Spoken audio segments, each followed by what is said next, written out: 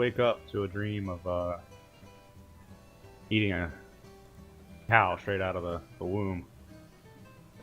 And as you shoot up, you hear outside of the tavern and in the Crow's Claw, outside the window, you hear the ruckus of people moving about and some equipment and, hammers and nails and men shouting.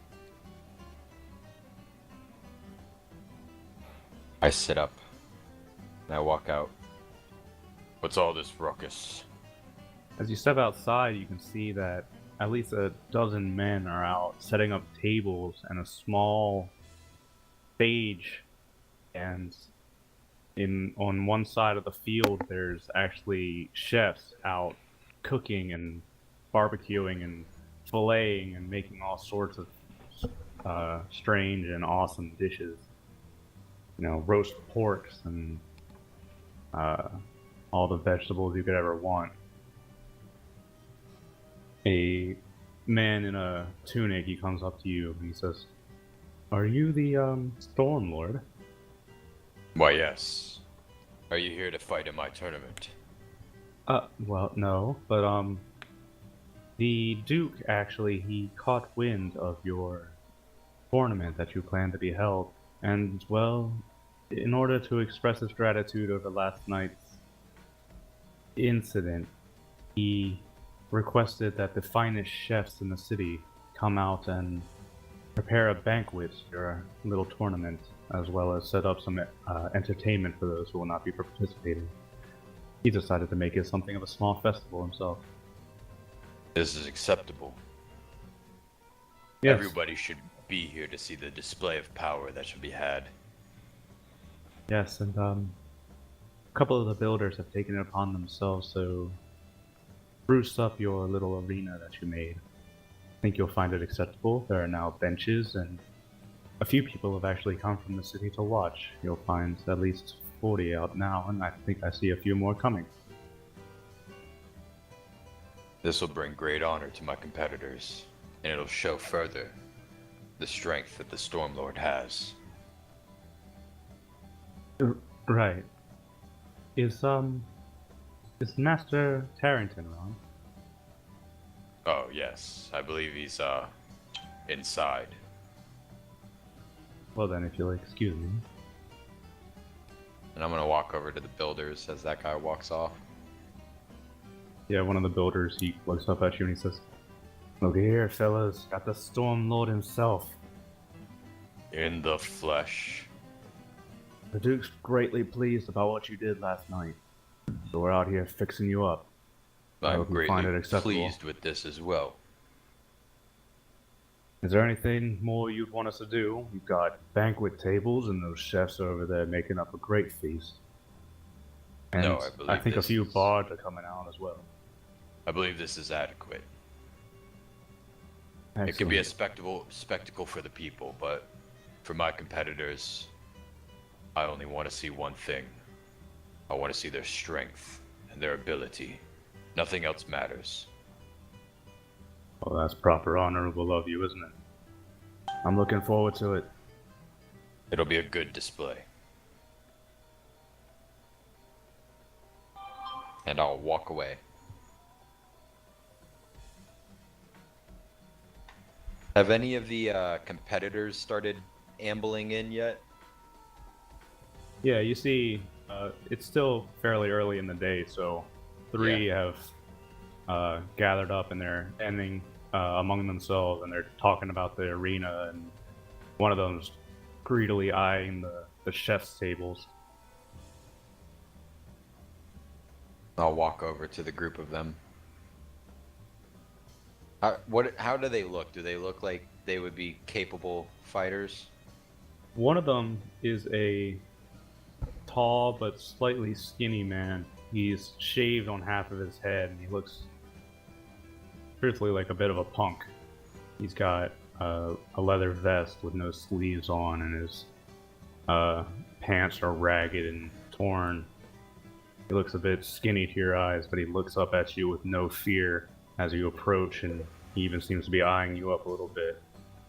Another one is a fat man. bit squat and he's balding at the top of his head, but you can see underneath his fat is just huge stores of muscle.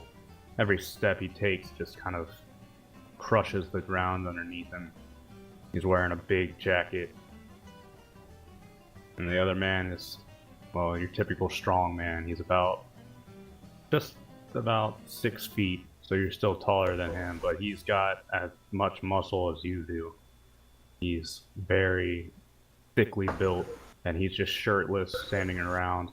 And as you approach, they look up and they say, the skinny man, he says, "Oh, look, it's our benefactor. How are you, sir?" Not so bad. You three look capable. My name is Havoc, the skinny one says. Havoc. The fat boy here is Hugo, Hugo. and that one is Parkot. Parkot. Well, I wish you well in this tournament.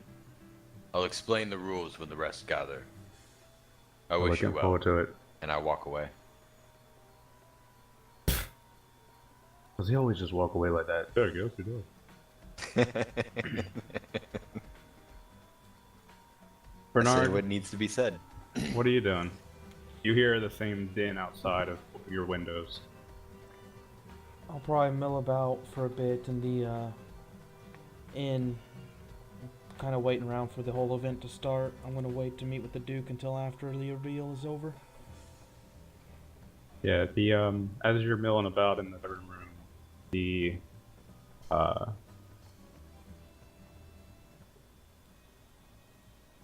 man in the tunic, he comes up and he says, "Mr. Tarrington, may I have a minute?" Of course. Something the matter? The Duke wished unfortunately, he's busy reorganizing things in the city. But he wished to send his regards and his deepest gratitude. He wishes to express that he could barely ever hope to repay all you've done for him. And he hopes that stores of meat, venison, food, and other stocks to be added to your tavern will suffice for now. Yes. The chefs outside have prepared a banquet, and whatever supplies they do not use, and they were sent with many, are free to be placed in your stores, as well as a small contribution to the prize pool. Well, that will be fine. Please, my name is Maverick. If there's anything at all that the Duke or the city could provide for you, please let us know. We'll be sure to do so. I'll likely be paying the Duke a visit this evening if he's not too busy. I believe he will happily accept you whether he's busy or not. He talks quite often of you. Is that right? Well, yes, you're something of the local hero. Well, it's good to know they still think about me from time to time. Of course. Please enjoy the festivities, and let me know if there's anything I can do. I'll be Yeah. sure to let my men know if they need anything. I'll send the word along.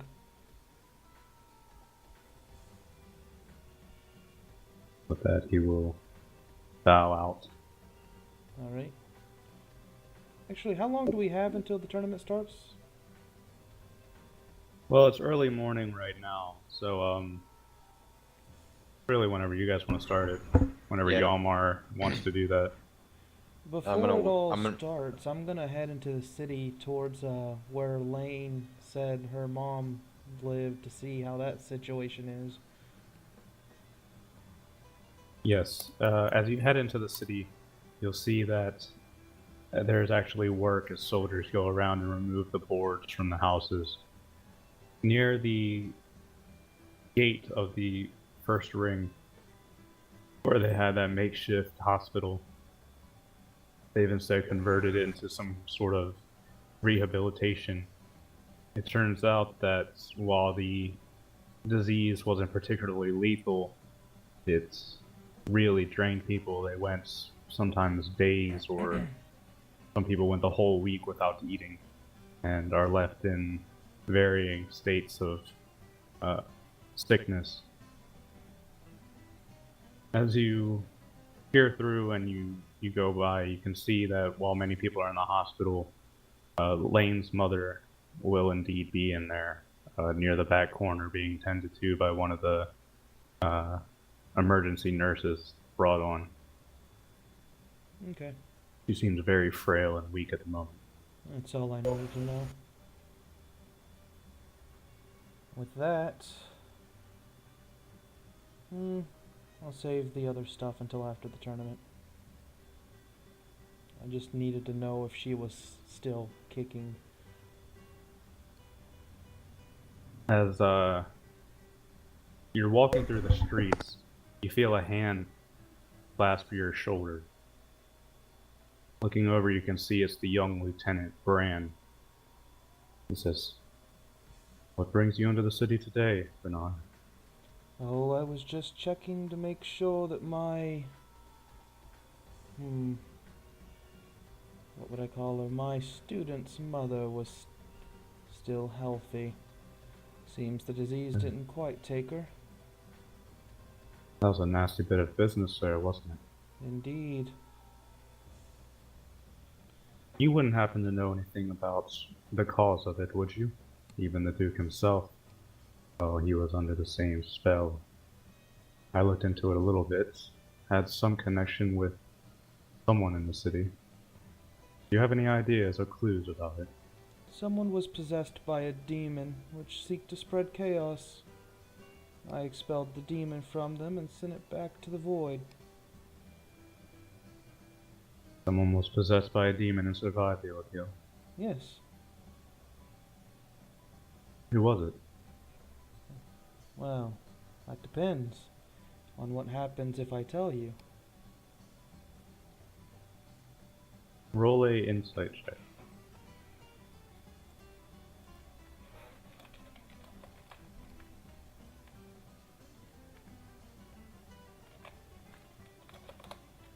Just 4. Nothing's going to happen. I'm merely investigating.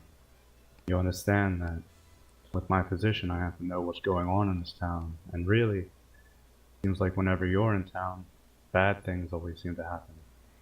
Well, I can't blame you for Basilius, but we've had enough incidents after that too.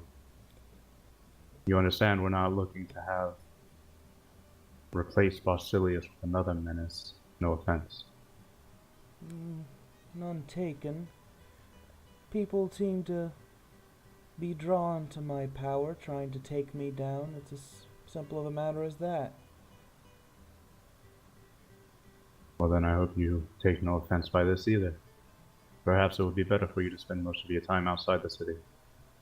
Is that not where I've been for all of these months? Like I said, I meant no offense. You are a true hero to the city, of course. Yes. Well, as I said, I have no intention on replacing Basilius. And the bit of business has been taken care of. The disease will plague you no longer. And, well, I keep my ear to the ground, and anytime there is an incident within the city, you know I'll be here to fix it. I've fixed the past handful of them anyways. No, of course. Well, I think I'll bid you a day then. Do enjoy your festival. You do the same, Bran. Thaddeus places a hand on his sword and turn back to the street. Well, with that I'll head back to the Crow's Claw.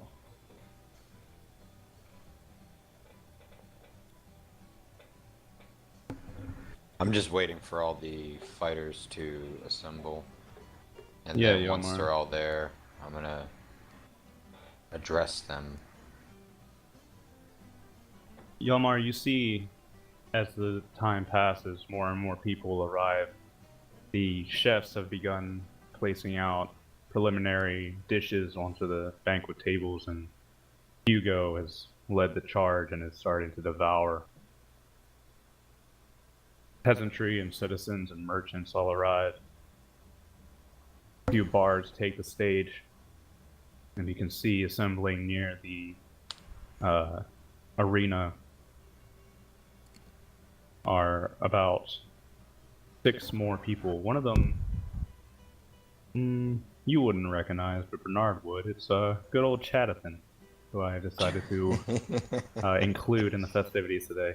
He was not a hallucination like the other guy was. Okay. Alright, now that they're all assembled. About 9 of them in total. 9. That's an odd number, but okay. Right then. Are all you the ones who are wanting to fight? Yeah. I hope you understand what you are putting yourself in for. Well, one of them, a squat little dwarf, actually. He puts a hand up and he says, "What did we put ourselves into exactly?" This is no regular tournament. It's a test of power and strength. You will cast aside all your weapons and armaments, and you will enter with nothing but your fists. If this is a test of strength, then what's the fucking elf doing here? And he points over to a tall, fairly well built but still thin, high elf. You don't see many of these around, but he's got bright blonde hair and blue eyes, and he has his arms crossed and he says, "Well, I could wrestle you down and beat the shit out of you, little dwarf. Please do not test me before we get into the ring." Yes. Save it for the ring. It'll be a bracket match. We'll start off with, and I'll just Choose 2 at random. you two. You understand the rules? Not really. Show me everything you have. It'll be fighting until either one of you gives up or the other one's incapable of continuing. I mean, do you let weapons? No, as I said, it's a test of strength. You'll use your fists. Are you going to disqualify us if we kill someone? No. If they're too foolish to know when to call it quits, then that's on them. All right. Hugo, the fat man, he waddles over. He's holding like a pork leg. And Farcott, the buff man, and you pointed to another smaller man. He introduces himself as Alavar. They step forward, and as you point to them, and look at each other and says, "You hear that? You better give up before you get killed, kid." "Be quiet. I will stomp you into the dust and make you eat shit." I gesture for them to enter the arena. And so they do. I'll grab I want Lane, have her out here watching with us. She said she I want likes to see Yeah. wrestling. everything you guys. Oh, sorry. Go ahead, Yelmar, finish. I want to see everything you gentlemen have. Don't hold back. And then I'll give the signal with a flash of lightning striking in between them in the center of the arena. Fight. While this is happening, Bernard, you find Lane. She's standing over by the Bard's stage and she's watching. And as you come over, she looks up and says, "Oh, Mr. Tarrington, hi." Hello, I was just making sure you were going to watch. You mentioned you liked wrestling. "Well, I guess so. Is that starting now?" Yes. "Oh, okay." And she'll hop off her chair and run over to the arena as lightning smashes down into the sand. Make some rolls real quick. I won't drag this on, but I want to do this right. Yeah. Pretty much putting on a show. It all serves a purpose.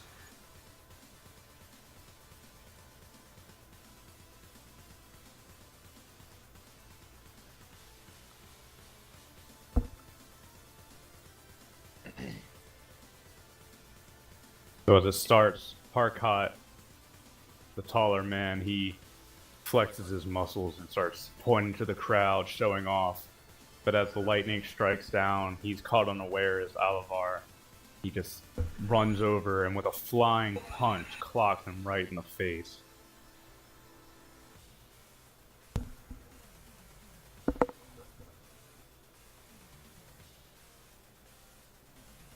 Parkot reels backwards,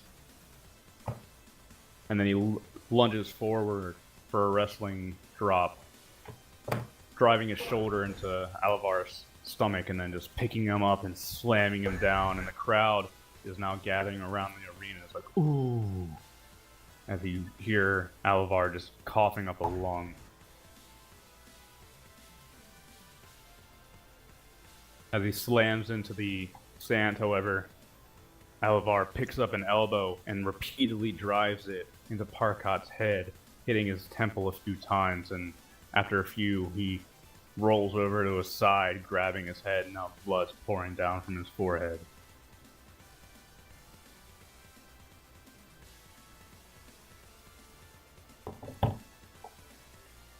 Parkot, while he's still reeling, he's on the ground, gripping his temple. He seems disorientated, so Alavar takes the opportunity to stand up and just begins kicking him, just absolutely shit-stomping him, stomping onto his ribs and his head.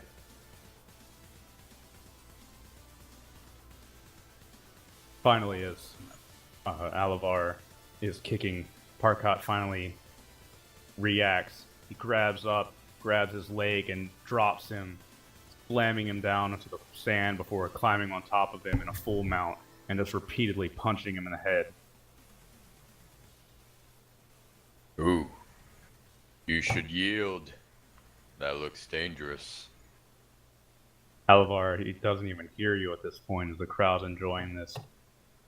He manages to reach up, and as a punch comes in, he takes the punch, but he grabs the arm and holds it, and then he starts putting his legs up and begins choking out Parkot.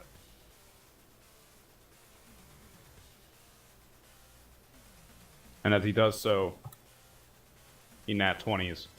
Ooh. Parkot, he's trying to push and slam Alavar onto the ground. However, Alavar just tightens his grip with his legs around Parkot's throat. And after a few tense moments, you can see Parkot's eyes roll in the back of his head and he slumps to his side, choked out and unconscious. Ah. The winner is Alavar. Alavar stands up and he's got some blood trickling down from his face, but overall, he's looking pretty good. He puts his fist up and puts a foot on top of Parkot's unconscious body, and the crowd claps and cheers. Well fought, sir. Thank you, sir. Come, sit over here near me. He stands and climbs up the arena. Hugo, the fat man, he climbs down and grabs Parkot, and you can hear him. He says, "Oh, you bastard! You were just—" that's not his voice. "You bastard! You were bragging so much, you fool. Now look at you! You lost in the first round. I have to toss you in the trash pile with trash man." Is Alavar the high elf one? No, Okay. I don't believe the dwarf and the elf have introduced themselves yet. Alright. Alright. The next bout will be, and I'll just pick another two at random. You two. All right. Bernard, as you're watching, you recognize good old Chadathan, the archer. No, he wasn't an archer. He was a rifleman. He puts his rifle on the side of the arena and hops in, and then a skinny man, fairly short, but he's missing a couple of teeth, and his hair is just sticking up in random places. He steps in and he introduces himself. "My name's Xavier. Look at this guy. He fights with a gun.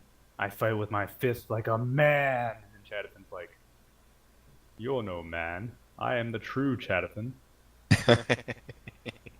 You will bow before me while this is over. Wayne's like, why do they brag so much? Well, they're not entirely. It's an evolutionary tactic. You see, they're trying to threaten one another to. Typically, most animals use it to avoid conflict, but it's a bit redundant when they do it. Hmm. Well, that was neat. That guy got choked out. Yeah? I'm sure he'll go places with Hjalmar. And then just while they're talking, I give the signal, fight. Yep.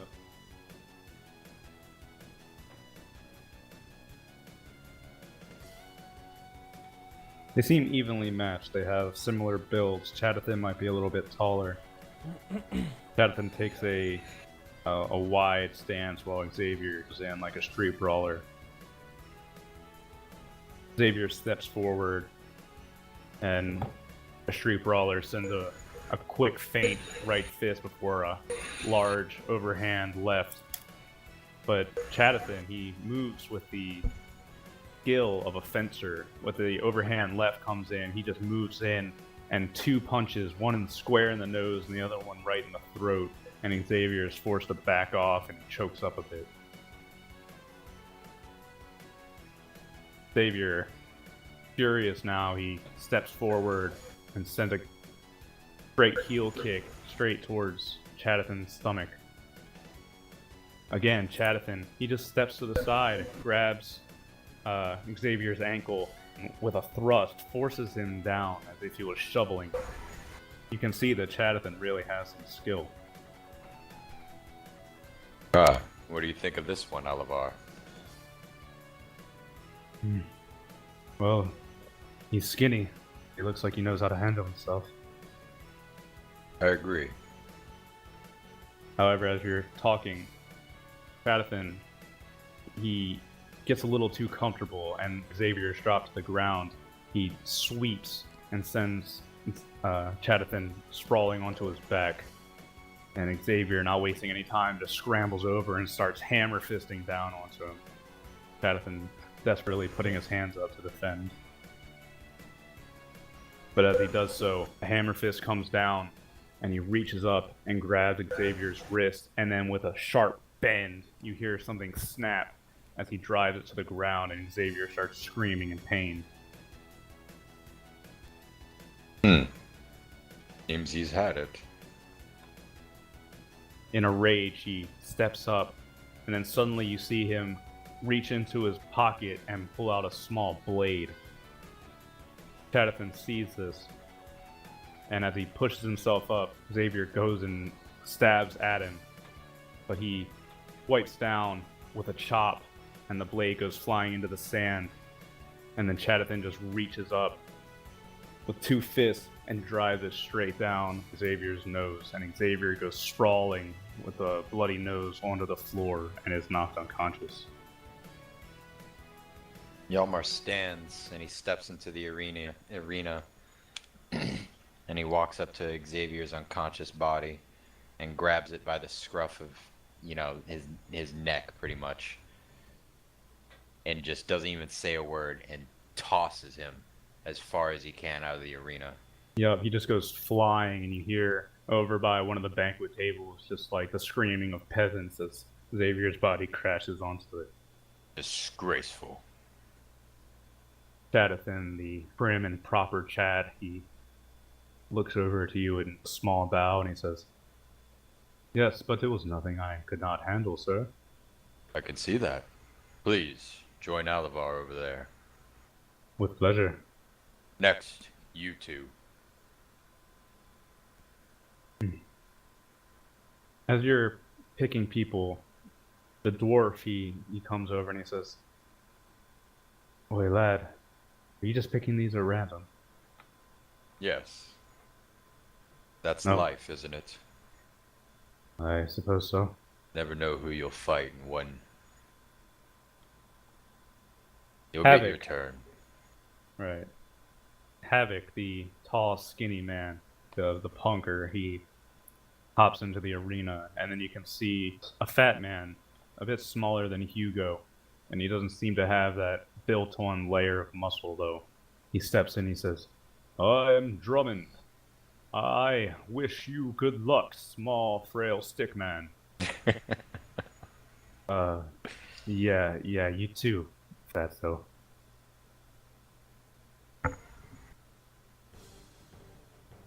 Fight.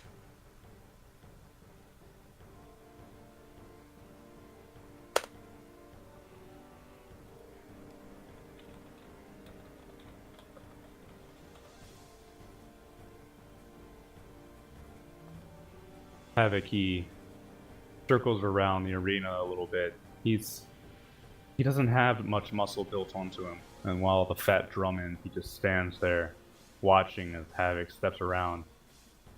Havoc eventually goes in for a quick jab, but Drummond just stands there and takes it to the face and doesn't even flinch. As Havoc tries to back up, he just moves forward, and with a great step forward, he just wraps both hands around Havoc, squeezing on him.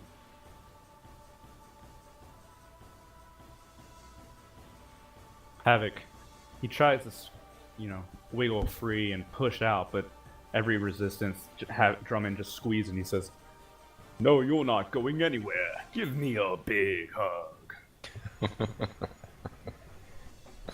You hear Havoc, he begins panicking and yelling as you hear just this weird little cracking sound coming from his back. But eventually Havoc reaches up, and with a dirty trick, he rakes some nails under Drummond's eyes and grabs onto his nose and just pulls down, and Drummond yells out and blood scratches out onto the sand, and he reels back, grabbing his face.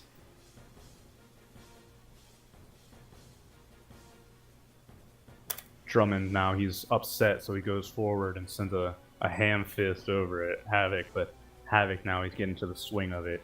He steps to the side, and every time Drummond's his slow punches come, he goes forward and sends a punch out.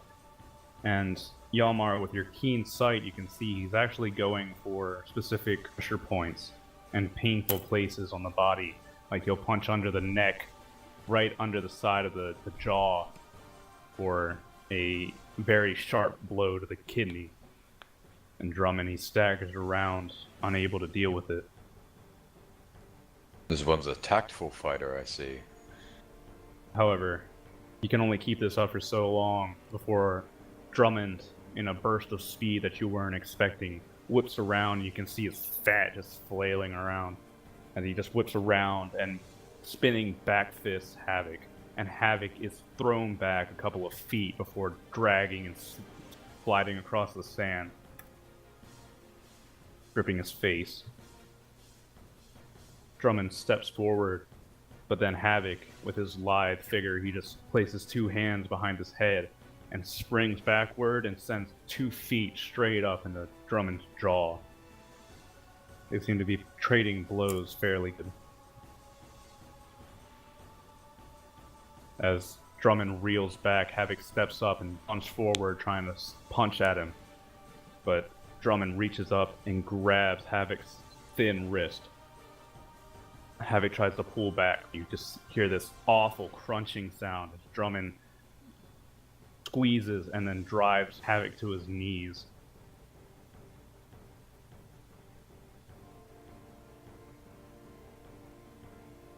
Havoc brings a knee up and kicks Drummond right in the dick.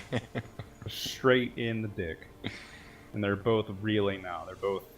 Drummond releases Havoc's wrist, and now they're both just panting, bleeding, and looking at each other. Clear the next one will decide this fight. And as Havoc tries to capitalize and go for a punch to the throat, Drummond actually drops his face down and protects his throat with his own face, taking a punch from the thin Havoc.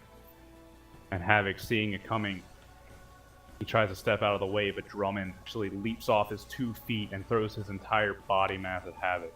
And Havoc is crushed under Drummond.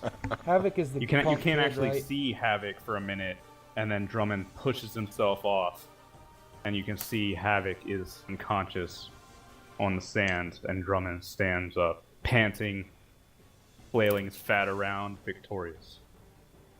That was close. It was close. Havoc is that punk kid, right? Yeah. Yep. You said the winner's name was Drummond? Drummond, yes. Now, since you had an uneven amount of fighters, there's Hugo, the dwarf, and the elf remaining. Alavar and Chadathan, along with Hugo, are Alavar, Chadathan and Drummond. and Drummond are your 3 victors so far. Now we will enter the final contest. These 3 victors against those 3. And I'll 3v3. No, it'll still be 1-on-1. Oh. There's a reason why I picked you 6 first. So, And then I will point. Alavar will go against the dwarf.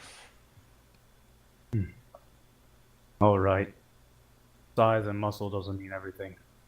I've fought more battles than you, and I've lived since you were a fucking baby, big boy.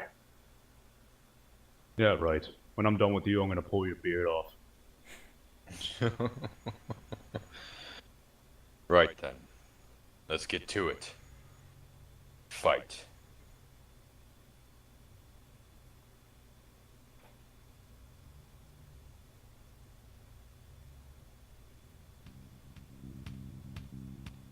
The dwarf drops down into the arena, and he looks around and he says, I am Nomer. I am the best warrior of my hold, and I've come to claim the title and the reward. And Alavar just crosses his arms and says, can we get on with this, little man? Aye, come here, you little bitch. And they begin. Wow. They charge forward, and Alavar is actually taken aback as Nomer reaches out, and they lock hands and are actually having a contest of strength. And it's strange to see the huge muscle-bound Alavar struggling against this dwarf, but he's managing to match his strength, and they stand interlocked for the first round. This is exciting. Doesn't last very long though, as since Nomer is at a huge disadvantage, all Alavar has to do is bring his knee up and crush it right into Nomer's nose. Nomer's forced to release the grip and staggers back, and then he reaches up and with a crack he just readjusts his nose back into position.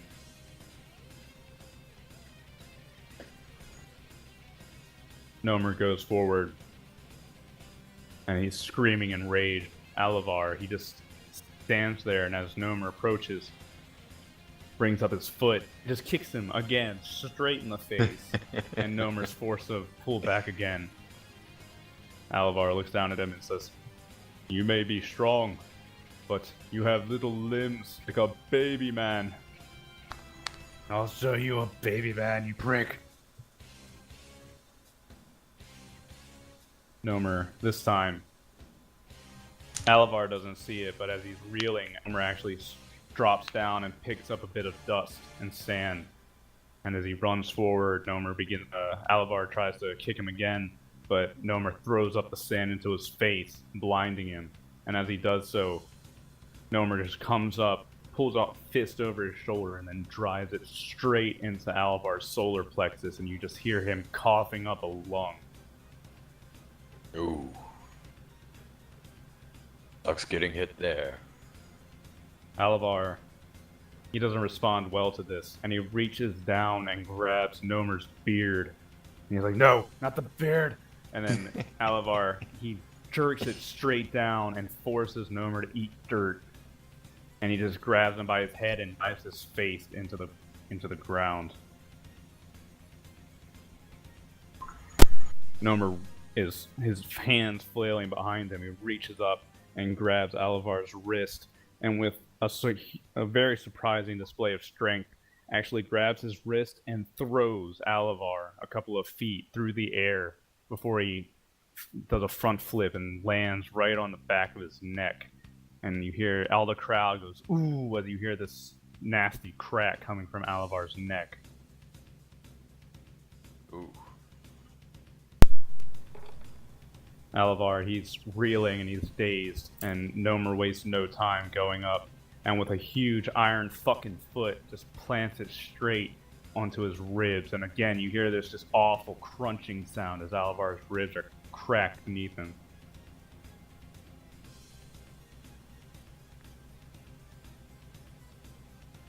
Alavar now, he stands up and he sees another punch coming, so he desperately scrambles to the side. And as Nomer turns around to meet him, he comes around and with his two hands does a discombobulating strike right on Nomer's two ears. At full force, you can just see his cheeks just like receive the shockwave.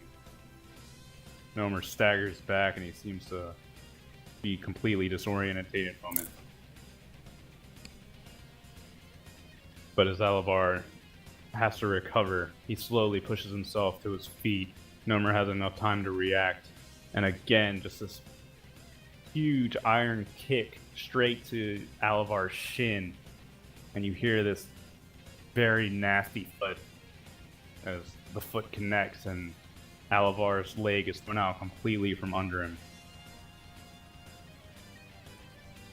And before Alavar even has a chance to get back up, Nomer reaches down, grabs him by the hair, pulls him up, and he looks up at you, Yalmar, and he points at you, and he points down to Alavar, and he says, "You see this fucker? Watch this." And he pulls back a huge left fist, and then just drives it straight into Alavar's face. You can see just his nose crack, some of his teeth are like knocked from his mouth. And then Nomer grabs him and then just slams him into the dust. And Alavar is face down, ass up, in the dust as Nomer stands there. And the fight ends. Well, seems that was solved.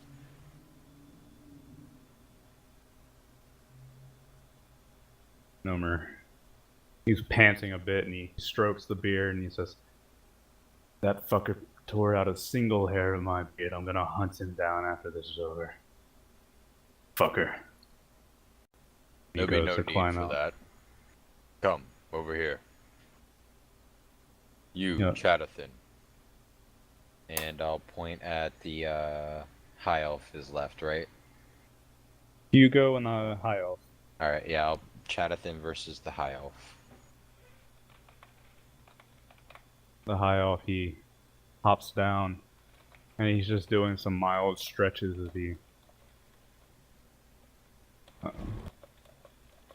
as he goes down and prepares to fight.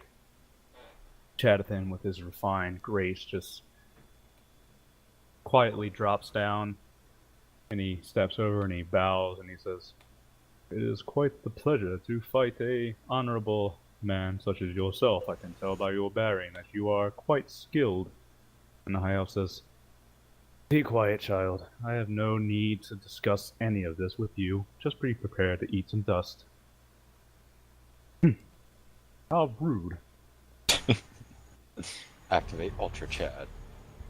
Fight. They both assume very refined positions. They seem very skilled.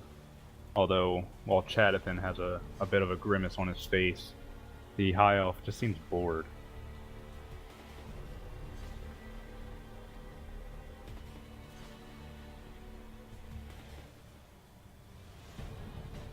Chadathan, seeing this, he steps forward and with a feint sends a right jab towards Lauren's face. Lauren steps to the side, but he wasn't expecting Chadathan to reach up and drive a side kick straight into his stomach, and he reels back a little bit.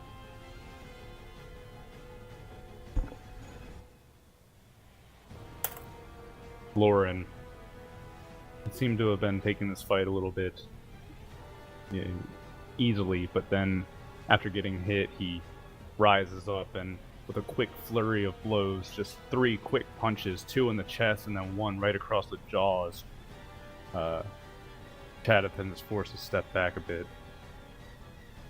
And now they just engage in very refined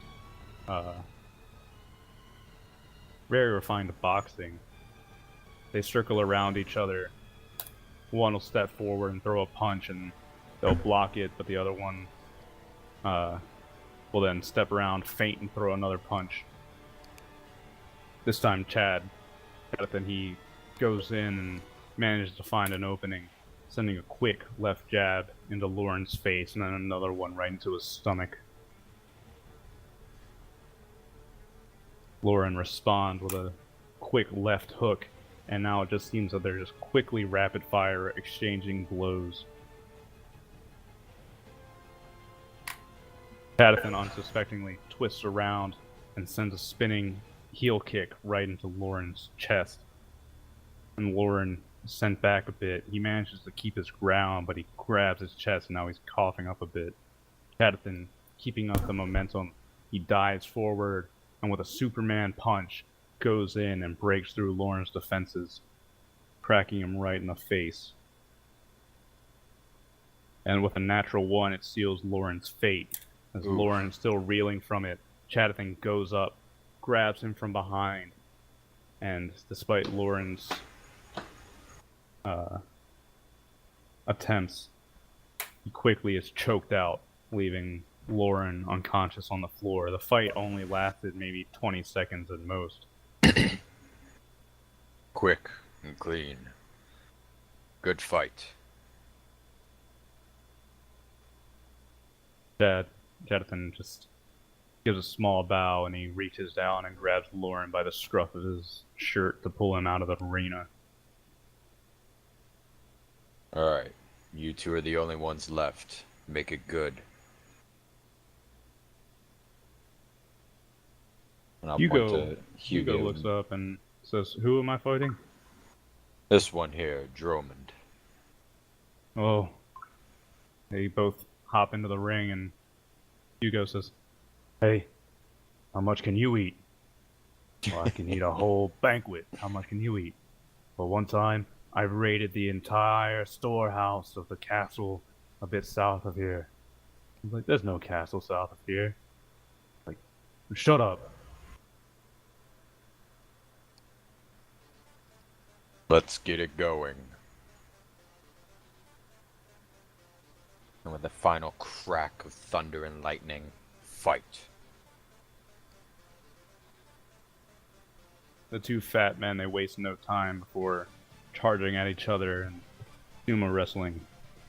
Hugo, with a huge advantage, nat 20s, goes in and with an impressive burst, you can see that Hugo clearly has a muscle advantage on Drummond. He just actually reaches down, grabs him by his belt, and picks him up before slamming him back down into the sand, and Hugo is just left reeling and coughing.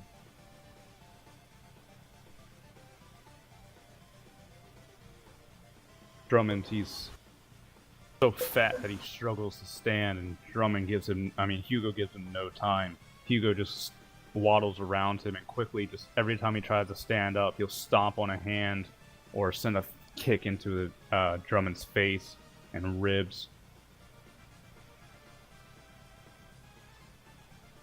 Drummond desperately, he scrambles along the dirt and throws himself at Hugo's legs, which turns out to be not such a good decision as Hugo kind of falls on top of him. And now there's just this huge blob of fat wrestling in the middle of the arena. Drummond manages to get the best of the situation, turns Hugo on his back and starts hammer fisting down onto his face.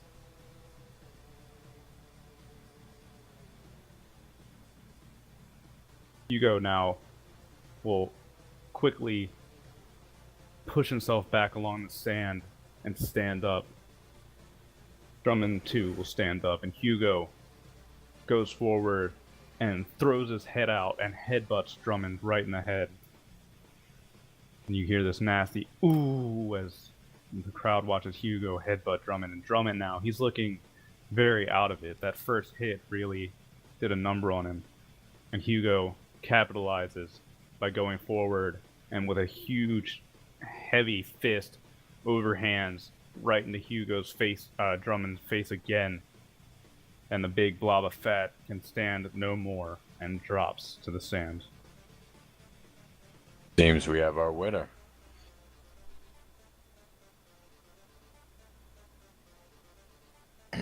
So, overall, that leaves Hugo with 1 win, Alavar with a loss and a win, Drummond with a loss and a win, Nomer with his 1 win, and Chadathan with 2 wins.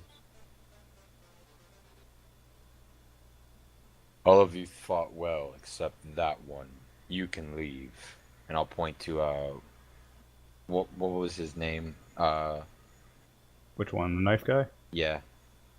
Xavier, he's been dragged off.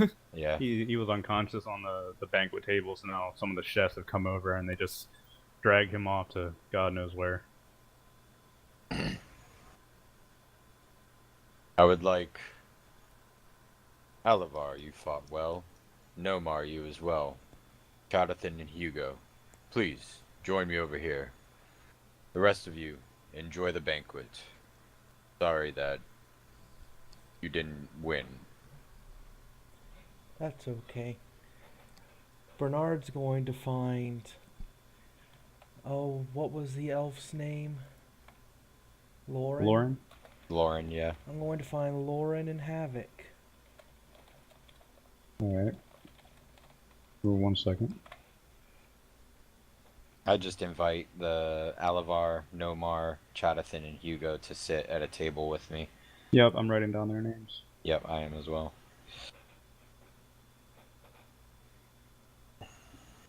Alright, yeah, the 4 victors, Hugo, Alavar, Nomer, and Chadathan, they follow you to a table and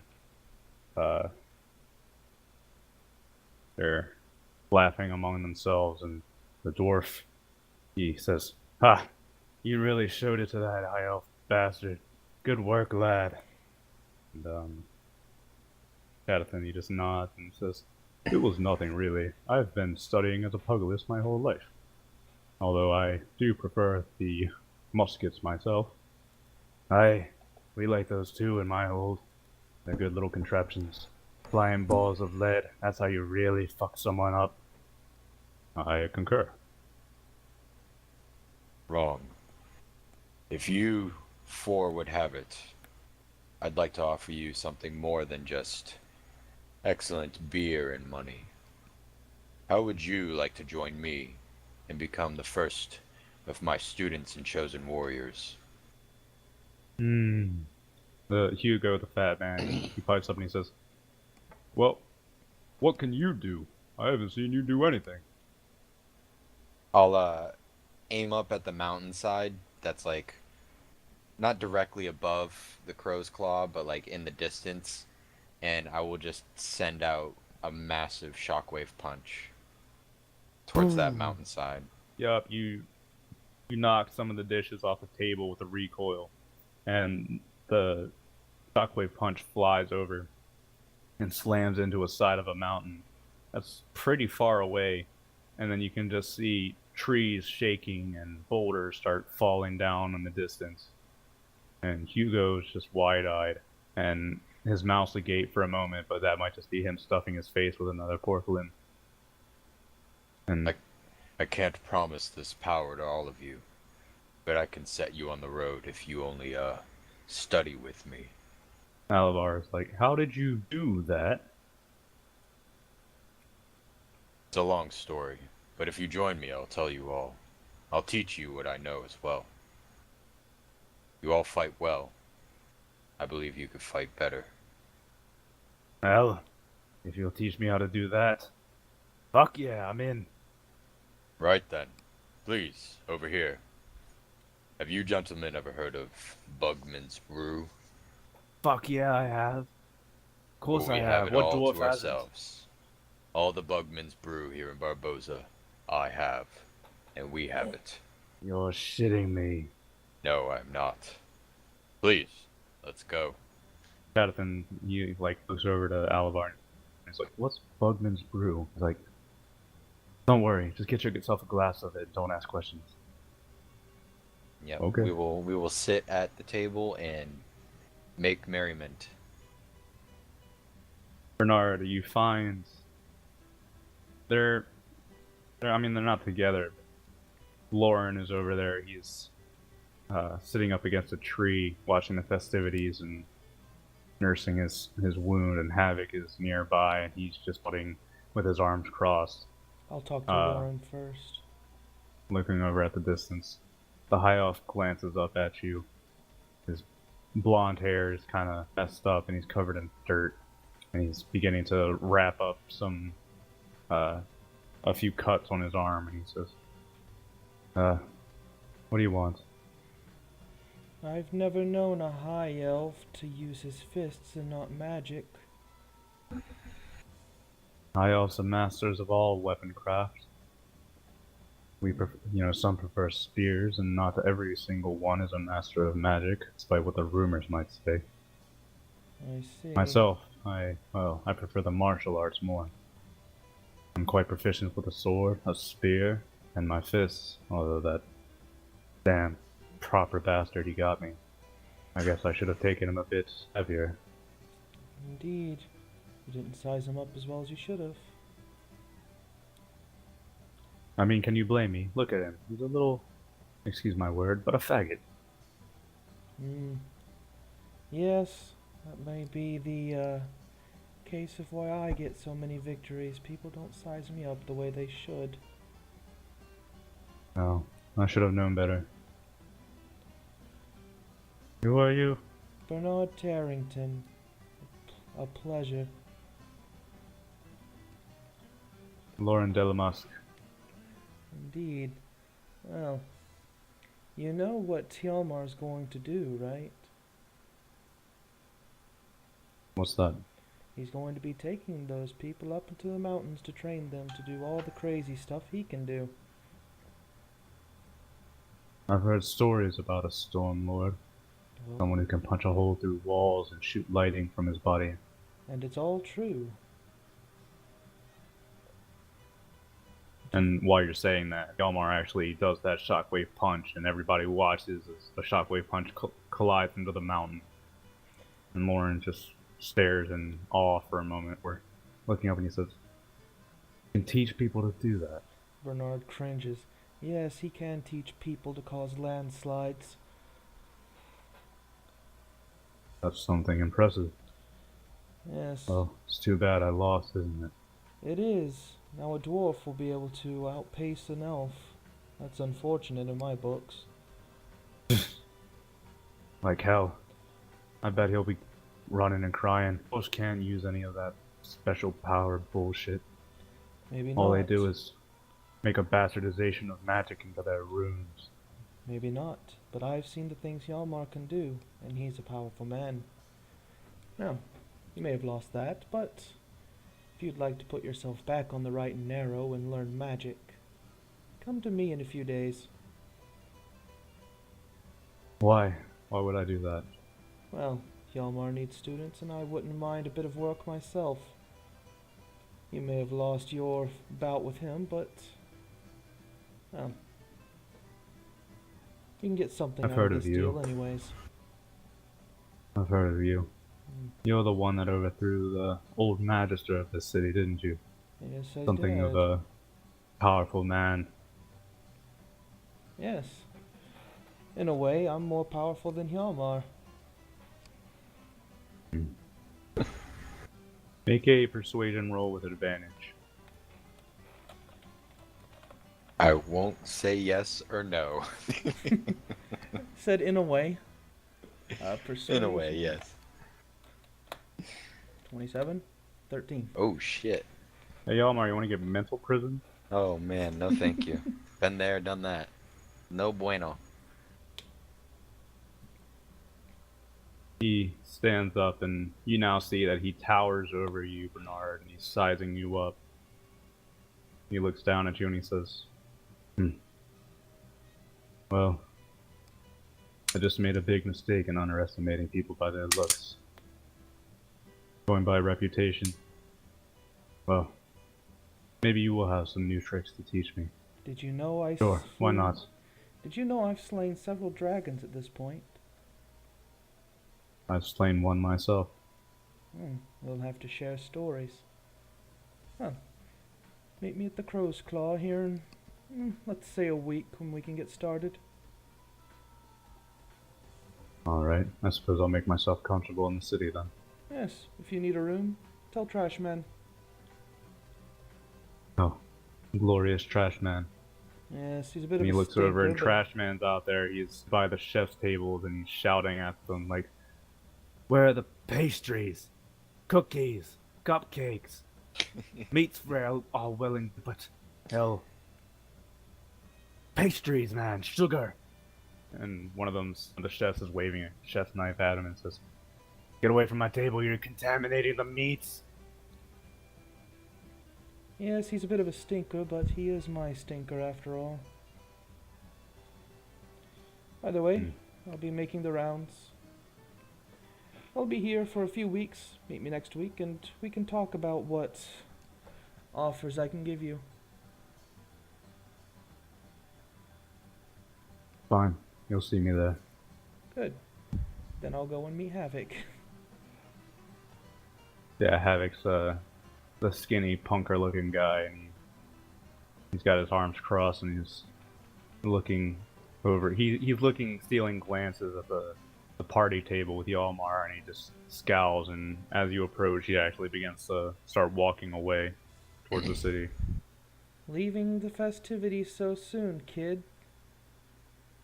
But kid, who are Yeah, you? You look like you're his just self. I'm Bernard Tarrington. Are you That from? name's supposed to mean something to me. If you're from around here, it should. I'm not. Where I are only you? was passing by a Where are you from then? bit further to the east, near the border to Bretonia. I see. Have you always been the fisticuffs fighter? No, I fight with daggers. You Hmm, know, bit of shady business in there. I know. Cut a few throats, make a few coins. What I'm saying. I can respect it. Yes. Though you are a bit small, I'm surprised you put yourself up for a fist fight, especially with men of that size. Hell, I can hold my own. You know, the big ones, all you gotta know is where to hit them. A quick shot, take down anyone.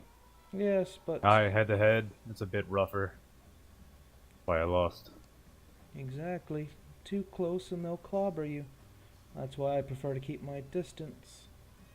I prefer to them not see me at all. Well, the big ones normally have weak minds. If you know how to manipulate them, they fall like dominoes. Well, I like to stick to the shadows and stick a knife in the back of their heads. Well, Then they really will have weak minds.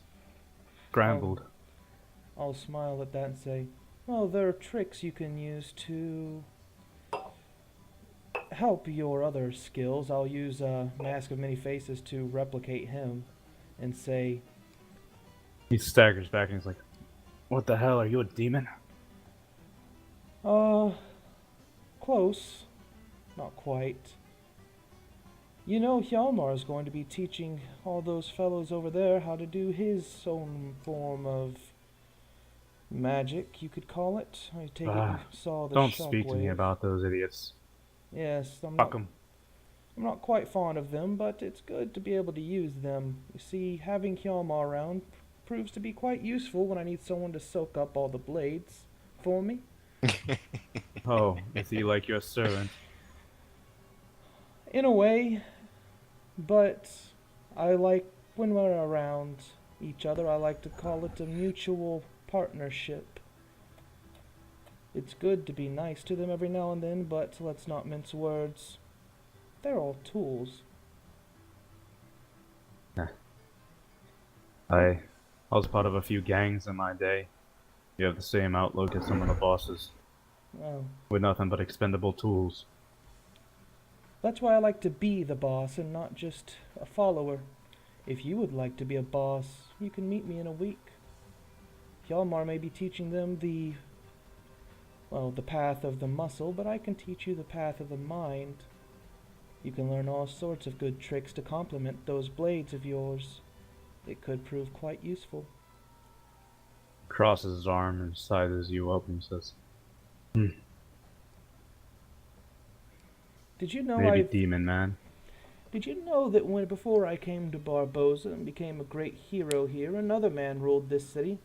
Another mage. I used my tricks to infiltrate the city and take him down from within. Many of the guards were on my side, many of the citizens. I can teach you some of these tricks. He glances up at the crow's claw and he says, "Is this your place, devil man?" It is a result of all the influence I've gained using all my tricks. And you're gonna teach me some of those tricks? Yes, in a way. Make a persuasion roll with advantage. 26? 12. Wow, look at that. That's He's a talking man. 27, 13, 26, 12. You're going down. That's weird. Yeah, that's fucking weird. Zinch, fuck off. No, you can stay, Zinch. It's okay. Oh boy, more plans. Havoc, he crosses his arms and says, he sizes you up and he gives you a skeptical look, but he says, "Alright, devil man, I was expecting on hopping on a boat somewhere, but maybe I'll see what you have to say first." Very well. Meet me here in a week.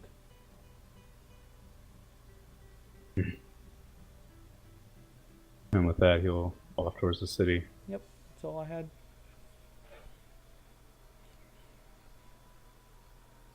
Yelmar, Tadathan is face down on the table after a full glass of Bugman's brew, and Nomer is just laughing and shaking him on the shoulder like, "Ah, I knew it, prissy little man. He couldn't handle his drink." First timer, I see.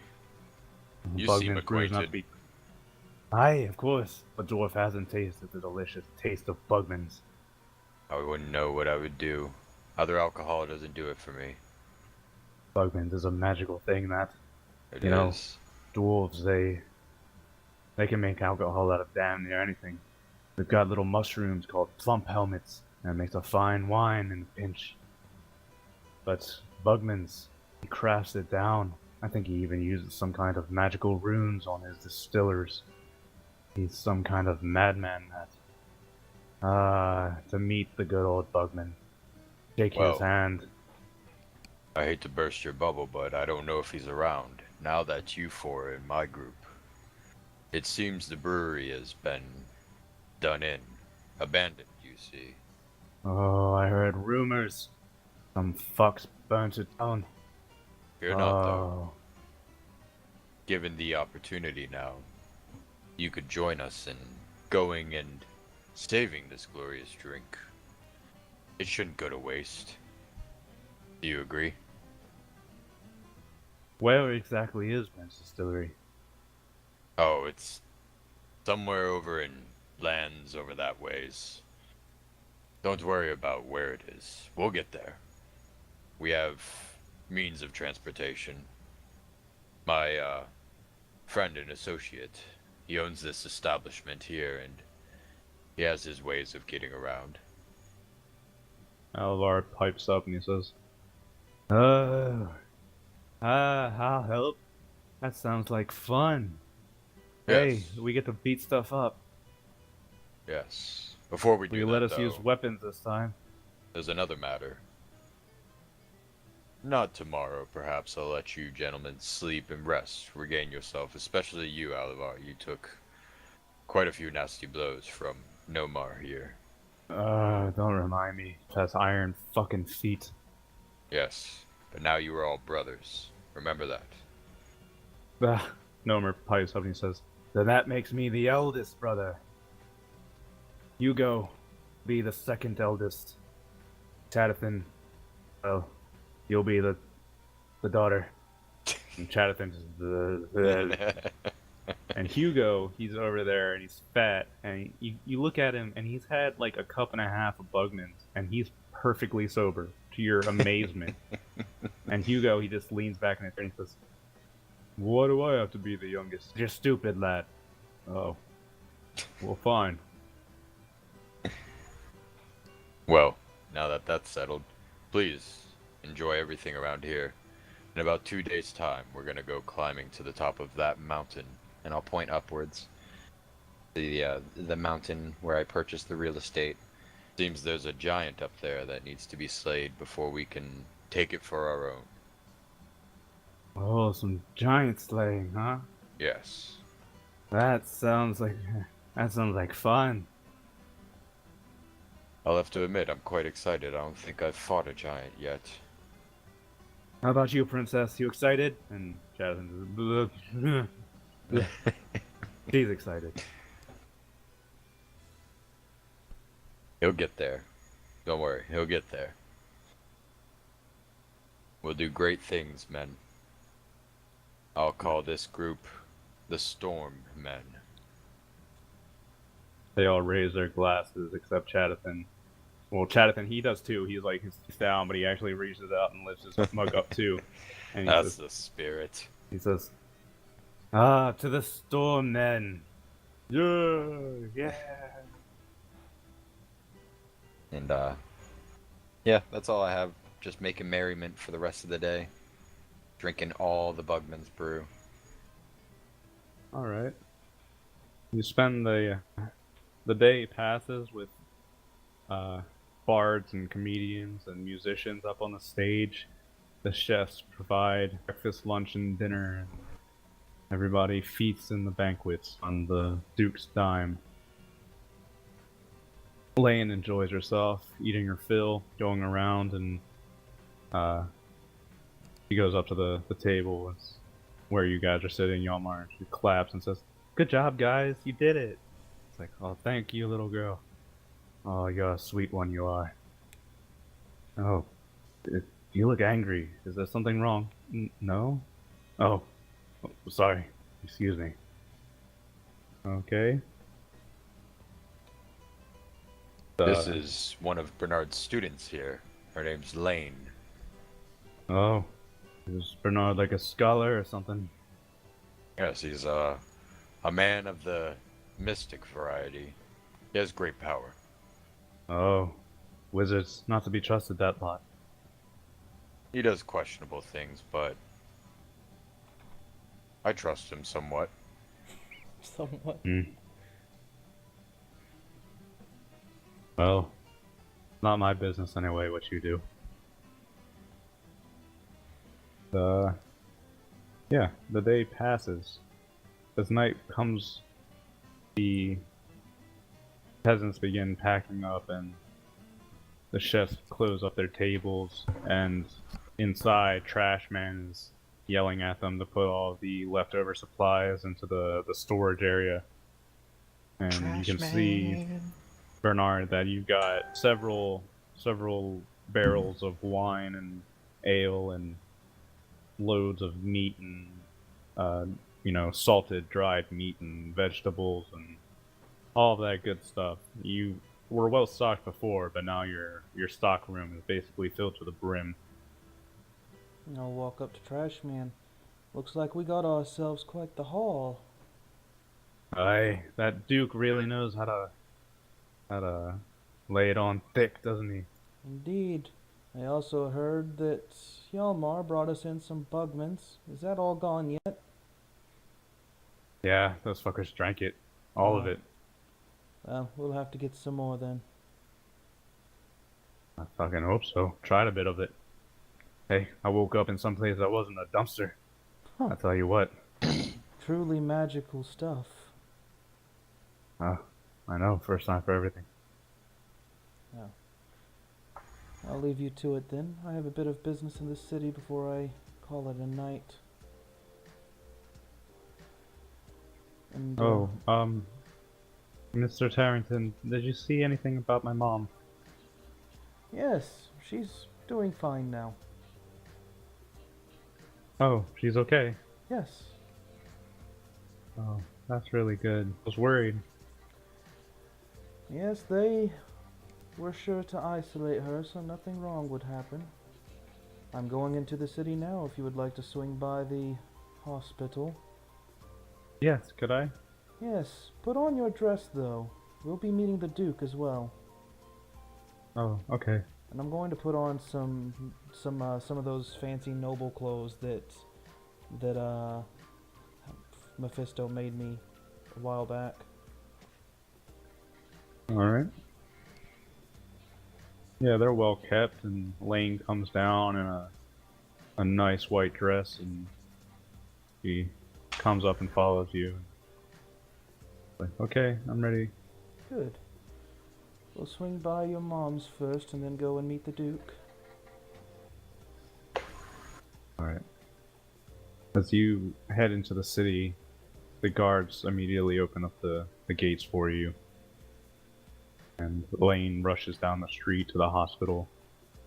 She spends a few minutes talking with her mom, but her mom seems weak, and after a few minutes goes back to sleeping, and the nurse tells Lane that she'll probably need a couple of days before she gets enough strength to really be able to do much more than that. Mm-hmm. So Lane comes out of the hospital and nods over to you, Bernard, and says, okay, I guess I'm ready. What are we going to the Duke's for? Well,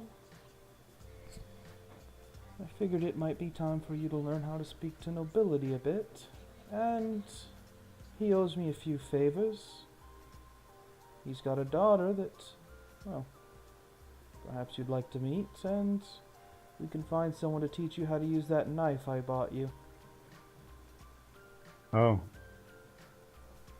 So... Alright. Well, you've seen how nasty the world can be by now, I'm sure. The past couple of days were not quite, well, pleasant. She frowns and says, I don't like thinking about it. Neither do I, but eventually we all have to face facts. It's why I teach you the things I do, so you can know how to defend yourself. And a part of defending yourself is speech. It's better to avoid a fight than to initiate it, but if a fight happens, you'll know how to keep your footing.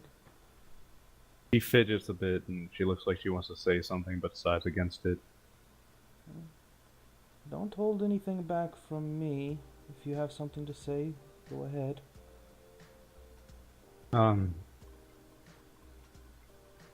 Is any of the stuff you said in the tower true? Like what you're gonna do?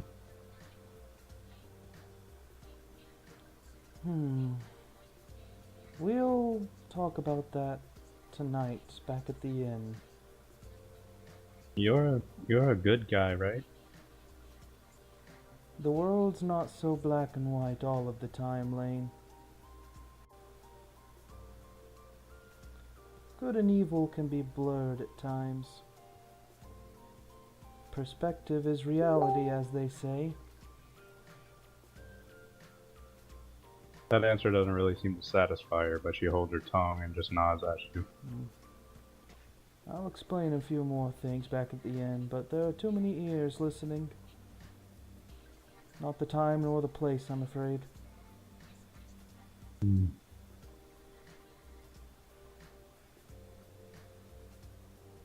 So, you are making your way to the Duke's Keep. And,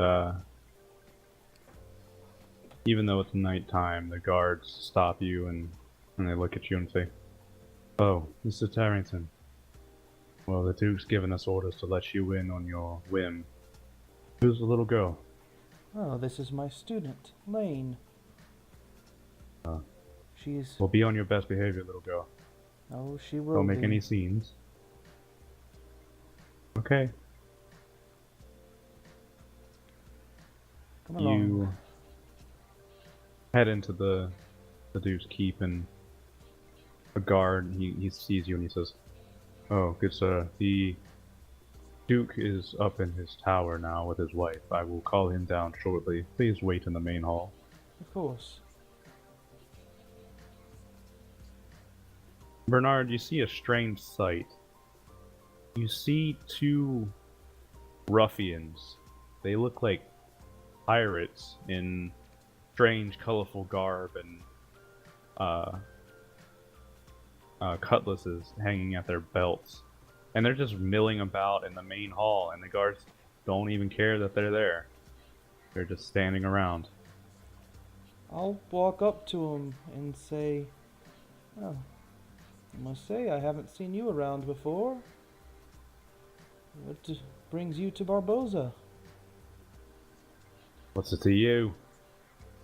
Well, I have quite a bit of stake here, and I know recently, well, I suppose it's not too recently now, but a while back the Duke had a bit of run-in with pirates that had kidnapped his daughter.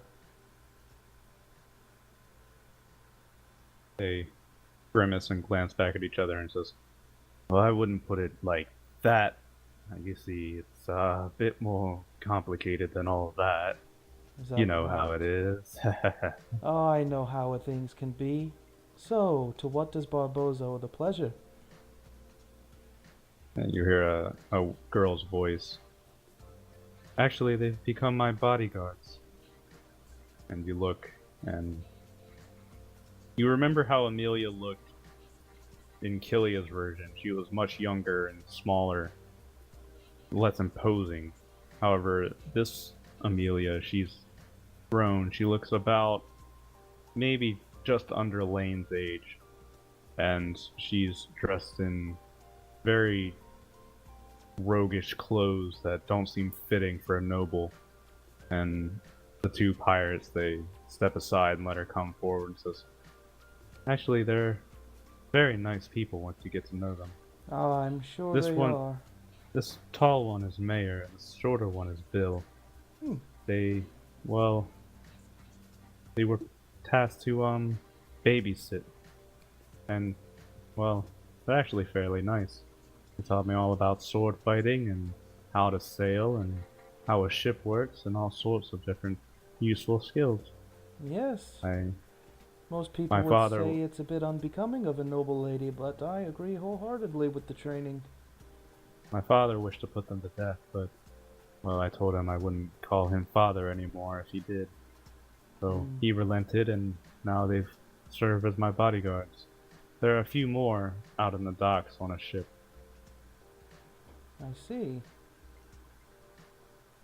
Oh, that's quite the interesting spin on things, I must say. Not at all how I expected that to pan out.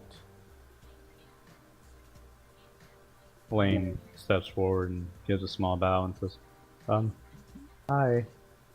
Hello. What's your name? I'm Lane. Nice to meet you. Oh, nice to meet you too. My father's told me all about Mr. Bernard, but hasn't mentioned any of, well, his companions. It's nice to meet you, Lane. I'm Amelia. Amelia, what the fuck was the last name? Amelia Artemis. Earnhardt. No, it was Amelia Artemis. Oh. And as you're talking, the Duke comes down, and you see him coming down the hallway. And he waves a hand and says, Amelia, take your ruffians and be gone with you. Okay, father. Come then. And you can see they actually leave the keep and head out into the night in the streets.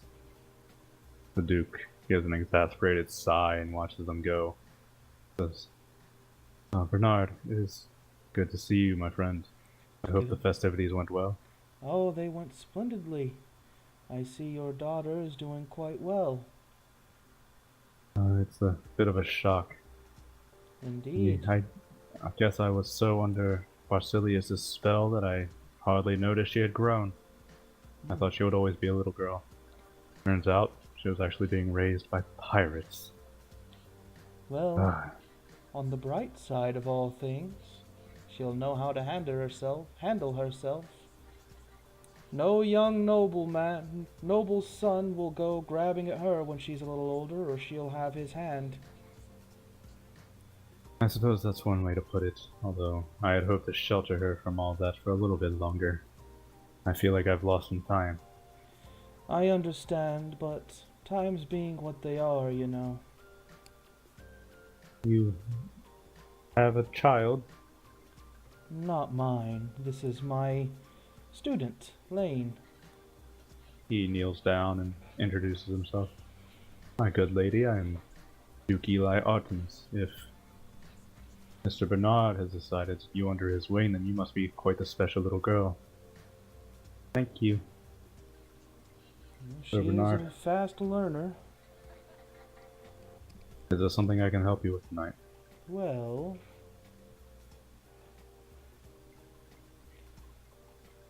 huh. I had a few things I was going to ask, but mostly now. You see, I'm not around too often for Lane, and it would do her some good to learn how to act around the higher ups, you see, coming from Bretonia. Most of her family didn't have much contact with each other, with nobles or the like. Well, I was wondering if I could get your blessing, as well as to say, to let her meet your daughter. Would do her some good. You really don't mind her learning the ways of the pirate? I'll shrug. Well, I always think it's good to have different experiences.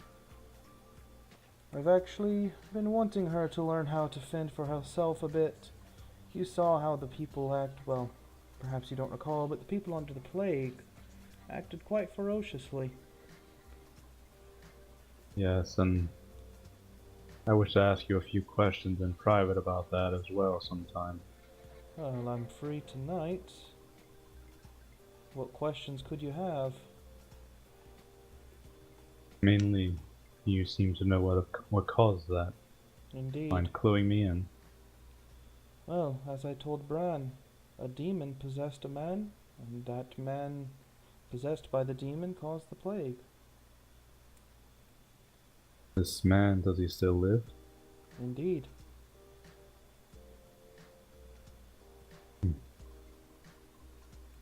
But Those before taken you by go, demons are inquire. weaker and susceptible. Yes, but before you inquire too much about it, it would behoove you to know that this man was vital in lifting your city from Barsilius's grasp, and it would be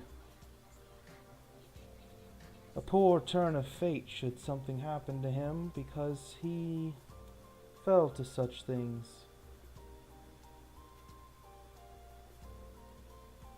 He crosses his arms and looks at you and he says, "If you wish me to put the matter aside, then I will do so, although, should such a thing happen again, I will not be able to turn a blind eye." Should such a thing happen again, I will put him down myself. If that is your word, then I will take it. But I don't think it will. Very well. Young lady, my court has been a bit barren of late, actually. Would you mind staying and learning the ways of the noblewoman while your master is away? And Lane she looks taken aback and she glances up at you, Bernard. I'll give her a nod. She looks back and gives a short bow and says, okay, I will do, I'll do that. Ha! We'll have to untie that tongue of yours. Maybe loosen up the face as well. Alright then. If Bernard gives his blessing, then I'm sure my daughter could use a positive influence change.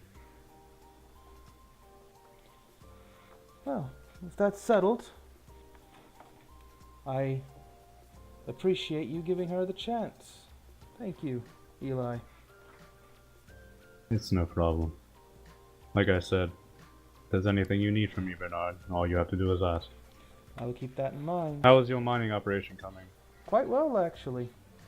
We've struck a vein of iron, from what I hear it. Though the gems have halted, I feel we should be able to supply you a good bit of iron. Steel, whatever he's making over there. Hmm.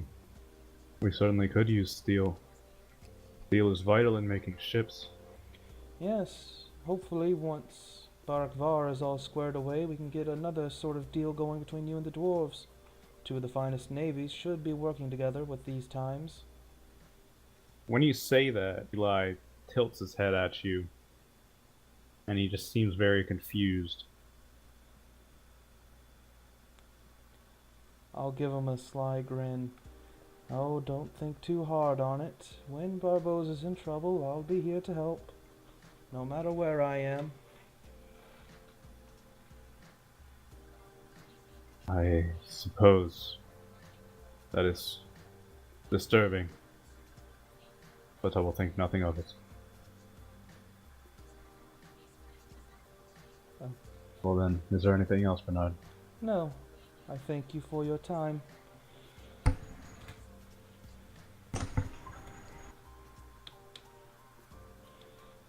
And with that, me and Lane will start heading out again. And on the way out, I think I'll give Mephisto a visit. I believe Mephisto is still at the Crow's Claw. Oh yeah, he would be, wouldn't he? Yeah, he was pretty fucked up. Yeah, that's right. I forgot about that. We'll just go back to the Crow's Claw Yeah. then. Alright. Omar, are you putting up your crew in the Crow's Claw, or are you sending them back to the city? Yeah, if there's rooms available in the Crow's Claw, I'll put them up in there. There's Scrape always it. room in the Crow's Claw. I'm scraping up the beta Chad right now and carrying my daughter to his room. Beta Chad, he's Bradathan right now. Yeah, he's a Bradathan. He devolved. No bugs in the video. Alright. Bugsman Virgin Beta. He's just a skinny white boy. Just a poor family.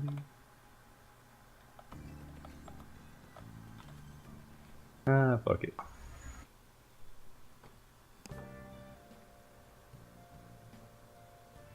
Yeah, you head your way back to the Crow's Claw, and you can see, face down on a table is the young Chadathan. He's snoring like a baby as Hugo and Nomer are around him, playing with a pen and quill and an ink pen, an ink whatever. And they're drawing on his face. Hugo is getting yelled at by Alright, I'm sorry. Nomer and Alavar are drawing on Chadathan's face, while Hugo's over at the bar getting yelled at for eating too much of Trashman's food. In the corner, with his hood up, is Mephisto. He's looking very Aragorn over in the corner, just feet propped up, very trying to be discreet, but kind of failing at it. Ranger! Yeah. What the fuck's his name? From Aragorn Ranger name. Oh, his Strider. Elven, yeah, Strider, yeah. Yep, he's looking very Strider right now. And he's sipping on a glass. Lane quickly goes over and just to help Alvar and Nomer draw on Chadathan's face. I'll go sit with Mephisto for a while. He doesn't say anything as you approach, and he barely lifts his head to look at you as you sit down. Not feeling any more demons, are you? Only my own. You know, the guards and the Duke were asking about what caused the plague. And I'm sure you told them all about your dear friend, right? Mephisto, the demon bearer, cause No, of plagues? I didn't. I didn't expect you to. I was kidding. No, you're safe for now, though I did tell the Duke if such a thing happened again, I'd, well, make sure it didn't. He was quite insistent. Hmm. Well, I suppose I can trust you to do that at least. If it comes to it. Let's hope it doesn't. You know, I liked her. She was fierce and angry, squalid, always nagging, very promiscuous. During the day, she would rant and rave about her hatreds, and at night, she would lull whispers into my ear. I suppose most of her hatreds were directed towards me. Actually, no. She actually had a very deep, very passionate hatred for the big one. Hjalmar. I suppose that does make sense. Her being an aberration of rage and all, but it's interesting. Why would she target Barboza if her hatred was at Hjalmar? I'm surprised she didn't make her way down to the island to help Rage. If she hated Hjalmar so much. I have a theory on that. Let's hear it. Well, maybe she had to seek someone out who could properly carry her. A representative of what she embodied most. I suspect her brother is quite the same, having to seek out a suitable vessel that suited his personality as well. And what would his personality be?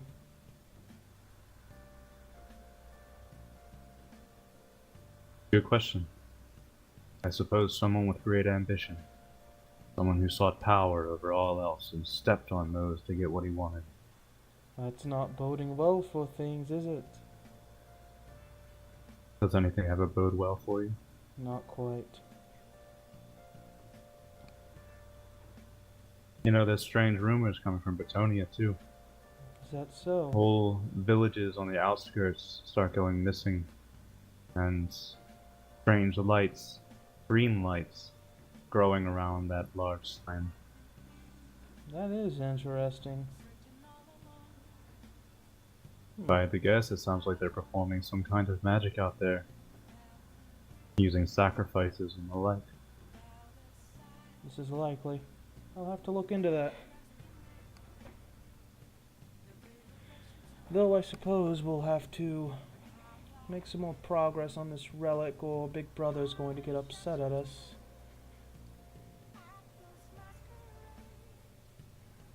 I hope that's going all well for you then. Bill hasn't caught on to your little plan of completely destroying the world, has he?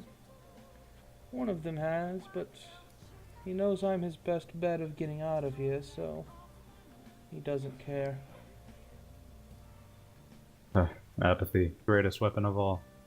Indeed, can be pushed towards great purposes.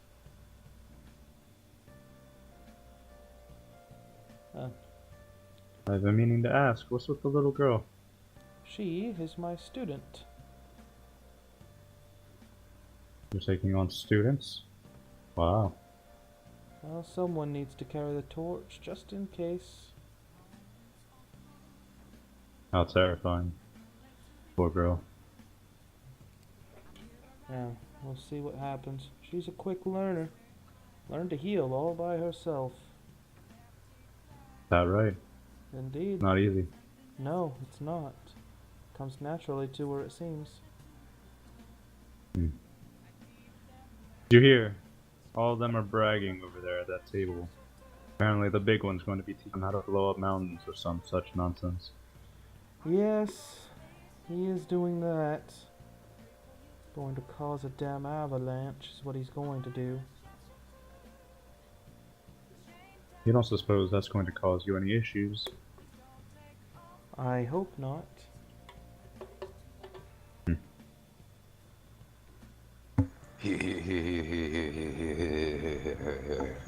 What are you doing, Yoma? Oh, Yalmar scooped up Chadathan and brought him indoors after he found him passed out and with a bunch of dicks drawn on him. And yeah, Yalmar's setting up rooms for all the rest of the Stormmen, and then Yalmar's done for the evening. Alright. Yalmar doesn't have super secret deals to make. Pity that. Share a drink with me then. Sure. We'll have to get one sealed. Everything Trash Man touches starts to smell bad. Yes, but he is reliable. Use that. So, get a bottle of fine wine and spend the time with Mephisto. Social link increased. Rank 7. You've unlocked Super Orgy Mode. Oh no, I don't want that. Too bad. And the night passes. Now what? Well, I said I was gonna give him a day to rest and recuperate. I'm gonna bring what's his Alamar. I'm gonna bring Alavar to Lane in the morning. Yeah, alright.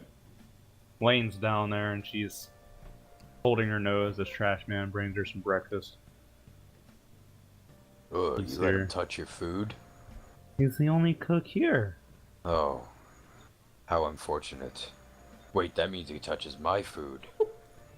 He touches everything. I think he sleeps Ugh. back there when he can't find a trash pile. I don't know about you, but he smells super terrible. I think that's why they call him Trash Man. Oh, I think he smells worse than that chest wound I had one time.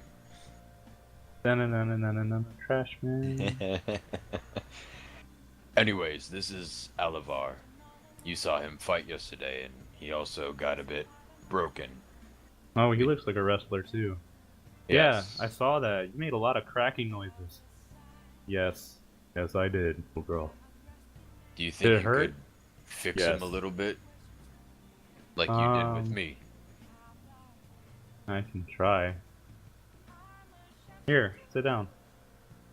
And Alavar sits down, and even though Lane acts very timid about it, she places her hand over where his huge bruises and places where his bones got cracked, and after a few moments, Alavar is agape and his eyes are wide, and he says, "Did you see that? That bruise just disappeared on my shin. Yes. That's incredible.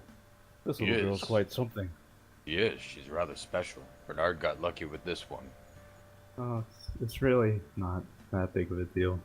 It is. We haven't had anybody like you at all. We used to walk around. Did you know that Bernard walked around with no teeth for about a few weeks? Fuck It you. was hilarious. I wonder what that looked like. It looked kind of funny, I won't lie. Renee says she can heal, but I saw her try it out a bit. And it's not very good. I don't think she likes magic too much. She's not terrible, but she could do better. Maybe she could learn from you. You can be Bernard's student, and Renee could be your student. Renee's kind of old. I don't think she'd want to be taught by a kid. Nonsense. If you have knowledge and you can show somebody how to do something, doesn't that make you a teacher? And Yalmar walks away with Alavar. I guess. Oh, okay. Bye. Don't worry about him, girl. He's well, that's what they call special. Oh, he called me. No, you're not special like he is. Oh. No, I'm super special. Oh. My golden dad said I'm the best. Oh. Oh. Lane's picked up Mephisto's habit of going, oh. Oh. Mephisto's around too. He's fucked off somewhere. Yeah. You mean the ginger midget, not Mephisto? I mean, yeah. Hellovitz. Hellovitz, that's what I Hellovitz. meant. The Yeah, ginger Hellovitz is midge. around. He was at the festival just one. He's around. Yep. I'm actually gonna grab Lane and bring her to a room upstairs. Okay. I'm gonna assemble all the storm men out in the yard outside where the fight was. All right. We'll do that first, Yalmar. The Hugo, Alivar, Nomer, and Chadathan are out, and they assemble out there. And Siam, yawning, he comes down with a silver mask on his shoulder, and he's just watching off to the side. Yalmar notices Siam. Siam, would you like to join us? I'll think about it. I don't know. Watch for a bit. Alright. Gentlemen, this is Siam. He's actually a really good fighter as well. Aw, I think that's the biggest compliment you've ever paid me. Don't take it to heart. You mess up sometimes too. Yeah. Hey guys, you should have really smelled his wound a couple days Dude. ago. I'll agree, it was terrible. It was That was the awful. worst. Drove me a Go bit into mad. Insanity. Yeah. Well, that's disturbing. Yeah, but that's not what I got you here for. Tomorrow we're gonna go up to that mountain, like I said, and we're gonna go slay us a giant. I seen you guys fight. I believe you are up to the task somewhat, but you, and I point to Chadathan, you only use a musket. You have such great potential in hand-to-hand combat. Well, sometimes I like to place a bayonet on the end of the musket and stab people. Oh, is that like a knife? Not quite. It's actually a sharpened triangle, so that when you stab it, you can't quite stitch it back up.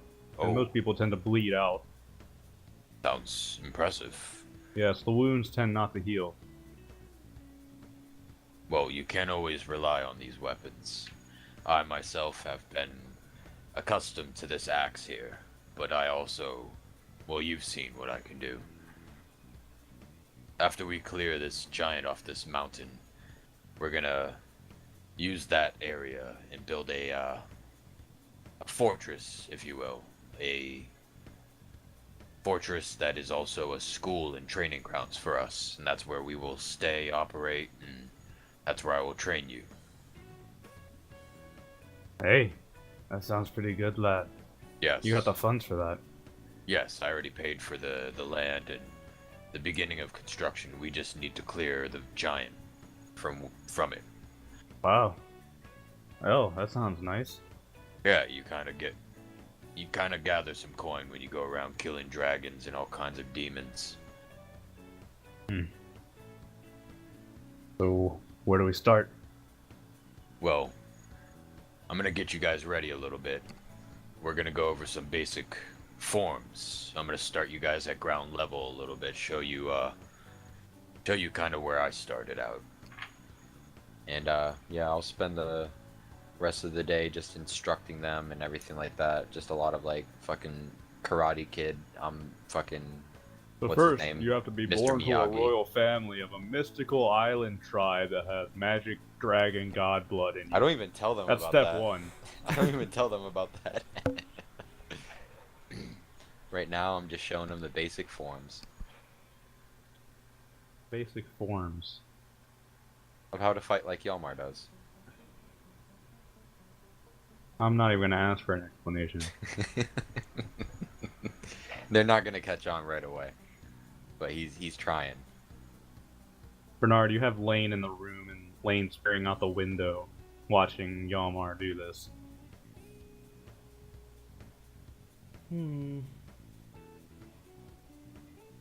Interesting, isn't it? Like a... I don't know what to call it. They look like performers or something. It's a bit strange, but I have seen him do some crazy things, to put it lightly. Can you shoot lightning out of your hands too? No, I don't do that sort of magic. Like I told Aw. you, I manipulate the mind a bit more.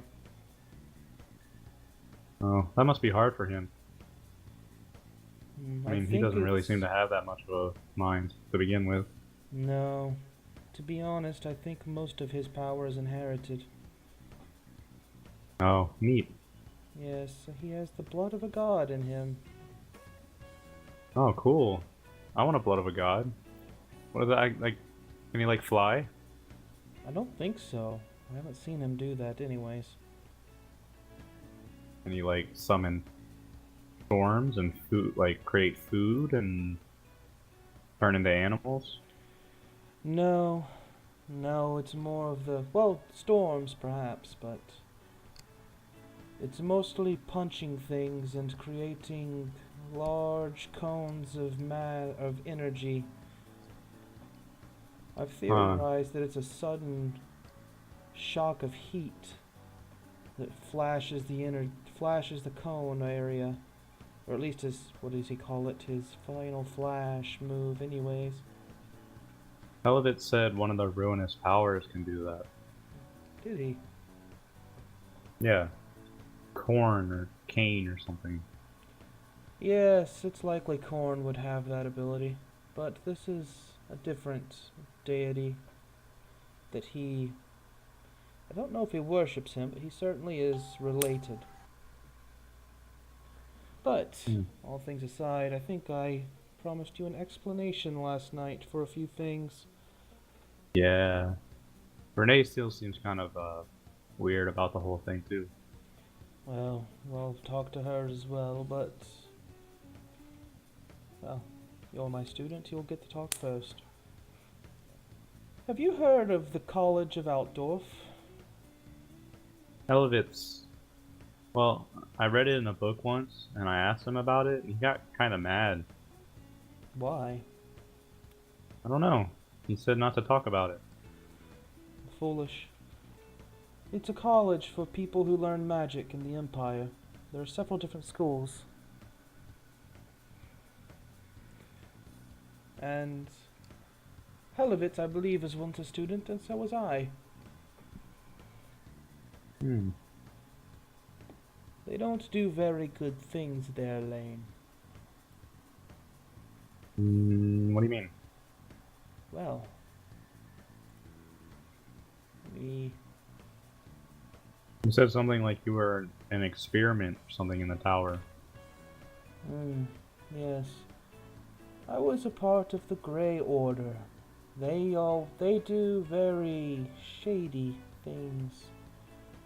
I don't remember much beforehand, but apparently I could not perform magic very well. I met a woman one day, though, who gave me an offer. She offered to connect me to the winds of magic, and so I took her on that.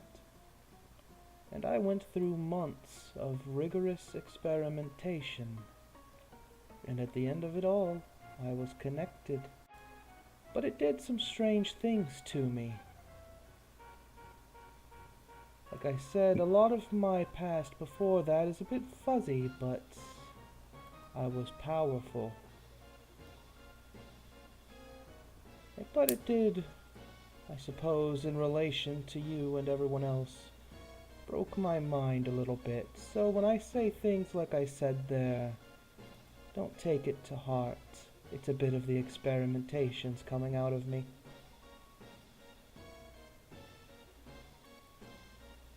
She just listens silently. You, though, She seems a bit confused. you're a natural. You won't need such things like I did.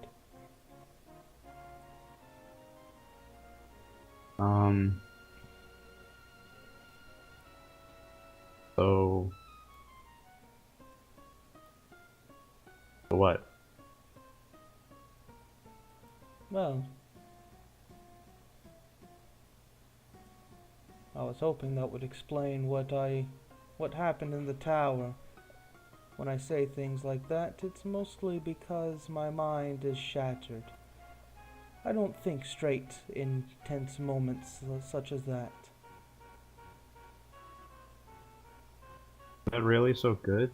I mean, what if you hurt someone like that? Well, hopefully it'll be an enemy. There's not much I can do about it now. Well, um, Yes, it's not a sufficient answer, is it? I mean, I guess it's just, what am I gonna be learning? He said I was gonna be learning how to speak to people, and you want me to manipulate them, and saw some of the stuff in the tower, and I don't know. That's just scary. The world is a scary place right now, Lane. You saw the demon in the tower. There are dragons rising, at least in the Empire, likely in other places. Then this place wasn't quite as happy before I came along. It was being sieged by dark elves. Barak Var has been taken by dark elves. And to be frank with you, the world is coming to an end. If not by my hand, by someone else's. The dark elves, likely. Or, actually, more likely, Hjalmar's god. He's not a kind person. The world's ending, then what do we do? I don't want the world to end. We're going to get out and find a new world. And this is why I teach you the things I teach you, Lane. The world is very dangerous. You need to know how to speak to people. You need to know how to manipulate them to your own games. Because unfortunately, that's the sort of game we're playing.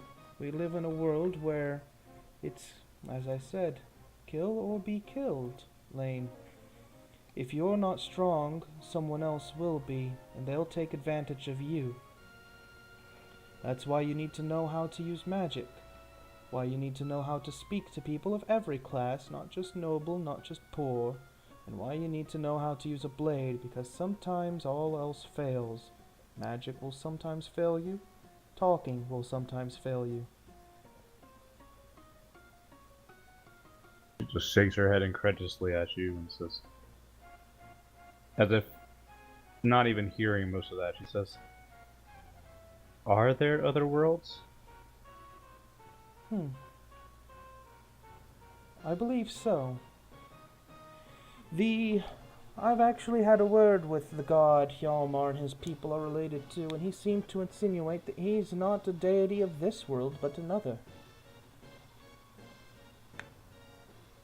So, if he can travel between worlds, why can't we? The world's ending. I don't want to stay here. I don't either. That's why I do what I do. And I'm teaching you to do what I do, so that if I fail, you will not. You are a natural. So you will be able to... So if something happens to me, I think you will be able to pick up my slack.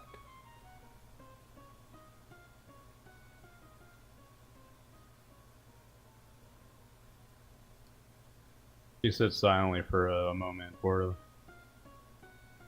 nodding her head, and says, Before you came along, we had to live in that village, the Deacer village. Sometimes, well, the Deacer's son, joke or something, he'd come and feed on the peasants and demand offerings, and it wasn't very pleasant at all. The world is filled with I was really things. angry. Go ahead. I was really angry the way he treated my mom. The way they would just execute our neighbors like it was nothing. I always wish I could do something about that.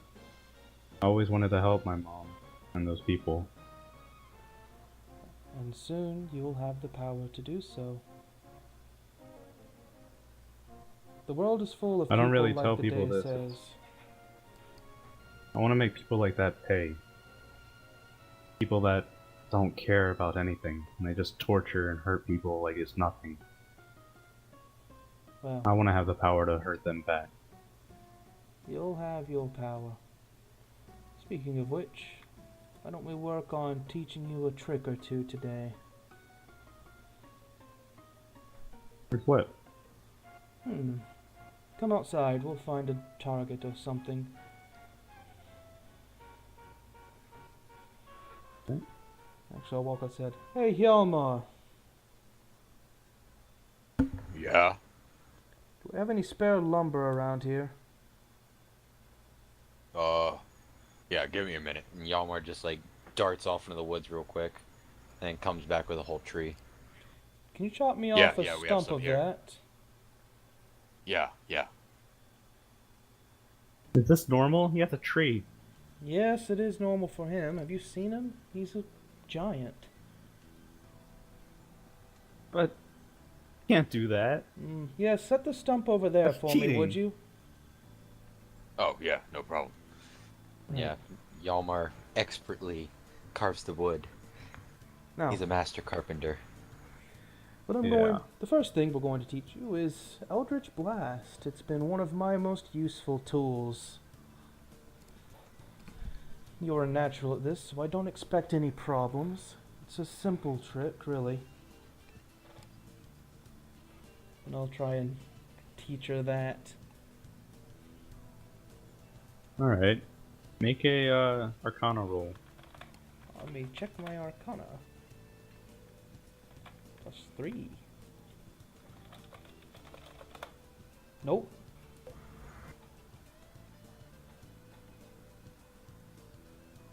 Bernard, you demonstrate Eldritch Blast, and you try to teach her how to perform it. And something quickly becomes apparent to you, Bernard. Lane struggles when it comes to offensive ability. It's not that she doesn't understand it, it's that the way the winds work around her, the way the magic implements itself into her being, she has a natural inclination towards healing. And when it comes to firing blasts of destructive energy, she has a lot of trouble focusing it in that way. At most, she gets off like a very small beam that pales in comparison to your Eldritch Blast and maybe scorches a tiny bit of the wood. But the axe seems to have been very straining for her just to do that. I'll kneel down. And she seems flustered and annoyed by it. Yes, you're a bit more of the healer, aren't you? I want to do this. I want to be able to do that. Here are a few things to think about. When you're healing, it's like you're taking something and putting it back together. Try to use the winds to take something apart. And while thinking about it, think of the Deacer who beat your mother.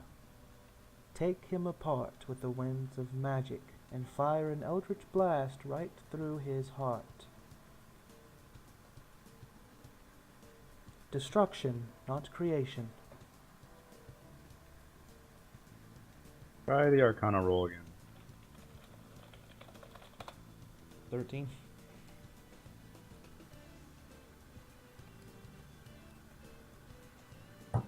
She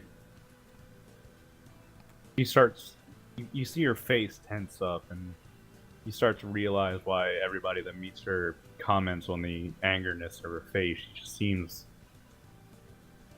very cold. As she stands there fuming, Yalmar, you can even look over and see a bit of energy building up in her hands.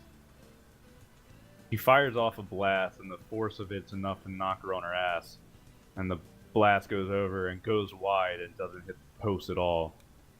Flies off harmlessly into the air before dissipating. the Hugo and Nomer and the rest of them they stop their instruction and turn to watch. See that little girl just fired off black energy. Oh, I saw it. That's scary, that. She's got some power to her. I'll help her back to her She sits feet. there and, yeah, you help her back to her feet and she's panting a bit and sweating.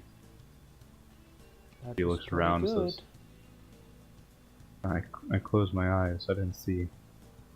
It was pretty good. Once you get a bit stronger, you'll be able to fire off 3 at a time like I can. I But, feel lightheaded. yes, we'll get you some food, you'll take a break. Master this trick, I'll teach you another. Okay. Once you can nail that block of wood consecutively, we'll move on to something else. Alright, I'll try. I'll take her back inside and get her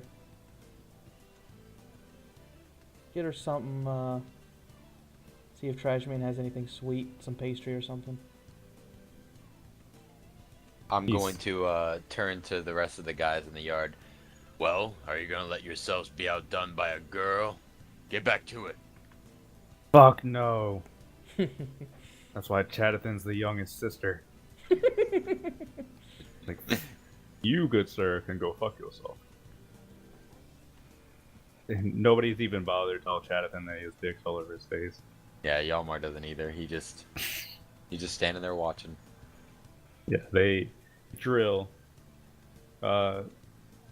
Alavar, surprisingly enough, is the most adept at what you're trying to teach him. He has a similar build to yours and takes it seriously. Hugo's fat, struggles. And Nomer and Chadathan, they're learning at reasonable paces. Alright.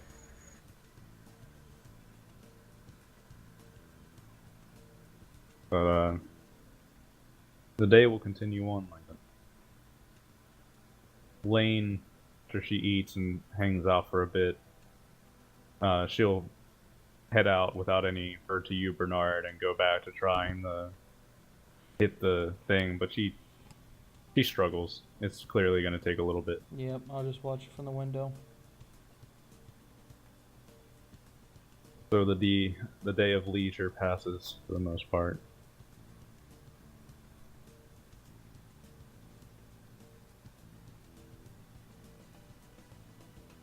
Night falls, and I suppose you're all staying at the Crow's Claw again. Yeah, but in the morning we're myself and the Stormmen will probably head up the mountain. We'll ask Siam if he wants to tag along. That night, actually, I'm going to take Renee and have her walk with me to that alchemist's little hut in the woods. Alright, she slings her Medusa's bow and follows along with you. Doesn't seem to be much amiss her. She keeps a very stony face as she walks along with you.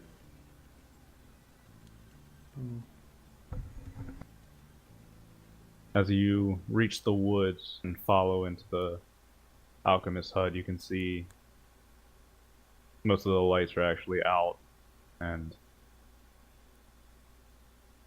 the house is silent. I'll bang on the front door. Ah! What? What? Who is it? It's me. Oh God. Alright, hold on. After a few moments, the door swings open and the alchemist in his little nightgown, he's standing there with a candle. Says, "Don't you know to call at reasonable hours of the day?" Seems reasonable enough to me. Either way, have you heard about the plague? I did, and I even saw that tower go up. Disappeared shortly after. Your doing, I assume. Indeed. And I suppose you're here for that poison, Yes. A deal is a deal after all. I was actually crafting something after you began talking about it. I was hoping to wait until tomorrow to work on it. Well, You're in a rush. I just want to assure it's being created. I'll be around for another 2.5 weeks at this point. Oh, well then I'll be free to take my time with it. Yes, craft it to perfection. I'll do that then. Yes, it will be done. Give me a week's time, and I will give you a very potent poison that will knock out all but the dragon. Thank you. Now, some of us have to sleep. Yes, I'll let you get back to that then. Damn owls. Slams the door behind him. Well, I suppose that's the thing. Yes. What are you using this poison for again? Just in case, I like to be prepared. Right. You're not still upset about the tower, are you? He makes a face at you. Oh, what would I be upset about? You only, well, forced a hole in my shoulder and ruined some of my best clothes. Oh, you know, if I had the choice, I wouldn't have. I wasn't under my own control. Yes, I know. If I don't suppose I have any choice but to give you. As I said one of the first times we met, if I wanted to hurt you, I would have done so when I had you under my control. Oh, and that's so reassuring. I would hope. Maybe. But Bernard, you realize the way you treat people, it's contradictory. Either you treat them with all friendliness and kindness, or you, well, turn them into slime. Yes. Really doesn't seem to be much of a bridge between that. Not quite, is there? No, you'll understand if people are low trust you. And sometimes I wonder how much of your words you really mean. If that's Maybe the your case. charm self is your true feelings. If that's the case, why haven't you tried to just cut my throat in the night and leave? Remember the last time I tried that? Didn't work very well, did it? No. Even I learned from past experiences. I don't suppose something like that would go well. Besides, like you said, I have no reason to believe that was your true feelings. Only maybe, well, call it a hunch. You know, the others trust you. I am. He even likes you. Talks highly of you in private, for all that he ribs you. Does he really? Yes. Don't tell him I said that, though. He seems to admire your steadfastness in the face of adversity. Is that so?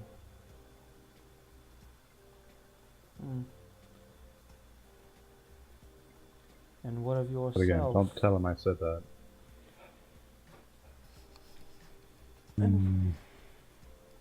What do you think of old Bernard? You're an interesting sort. But,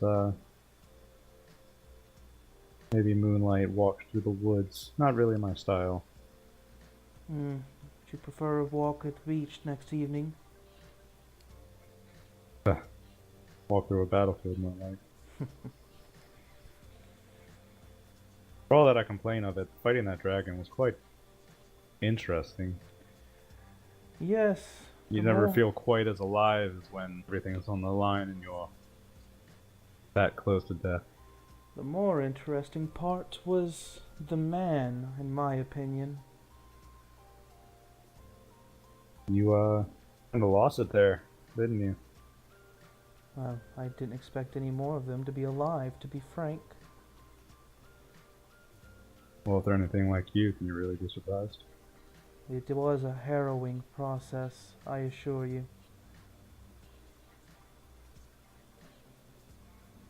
What's your intention then? With what? Those others? Dragons? The Empire? All of it? Hmm. Likely to kill them. The others, anyways. Oh, I figured as much. You're not going to object, are you? For what? Killing them? What do I care? Hell, if they're doing stuff like that, I think we would almost be heroes doing that. Doing the world a Almost. service. Something of the sort.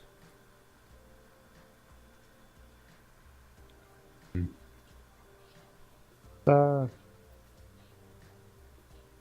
some nights I find it hard to sleep knowing what we did to Bretonia. I'm not sure I could stomach another one of those. Hmm.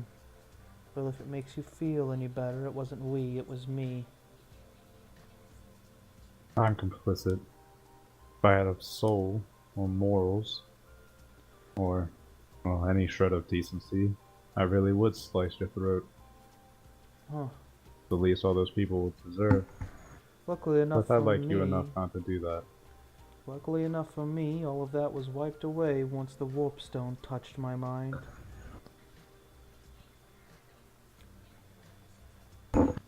So what's left? I'm not sure.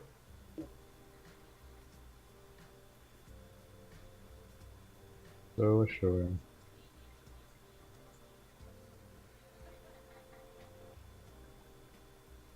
And you walk through the woods back to Crow's Claw. Really up to you guys what you want to do with this one. Not for anything. Suppose Yelmar's got his stuff, but I mean, Bernard's cool with just hanging out until his sword's finished. Yeah, in the morning I'll take the storm men up to the mountain. I'll ask Siam if he wants to go along before we leave. Actually, Looks up at you. Why? Well, you're good in a fight, and I think you'd, maybe you want to slay a giant? Is this another one of your ploys to try to get me to join your little team? I mean, you don't have to join, you're good in a fight. Oh. You've helped us kill dragons. Alright, I suppose I will come along. Only to watch. actually, I'll grab Lane and meet Yalmar outside.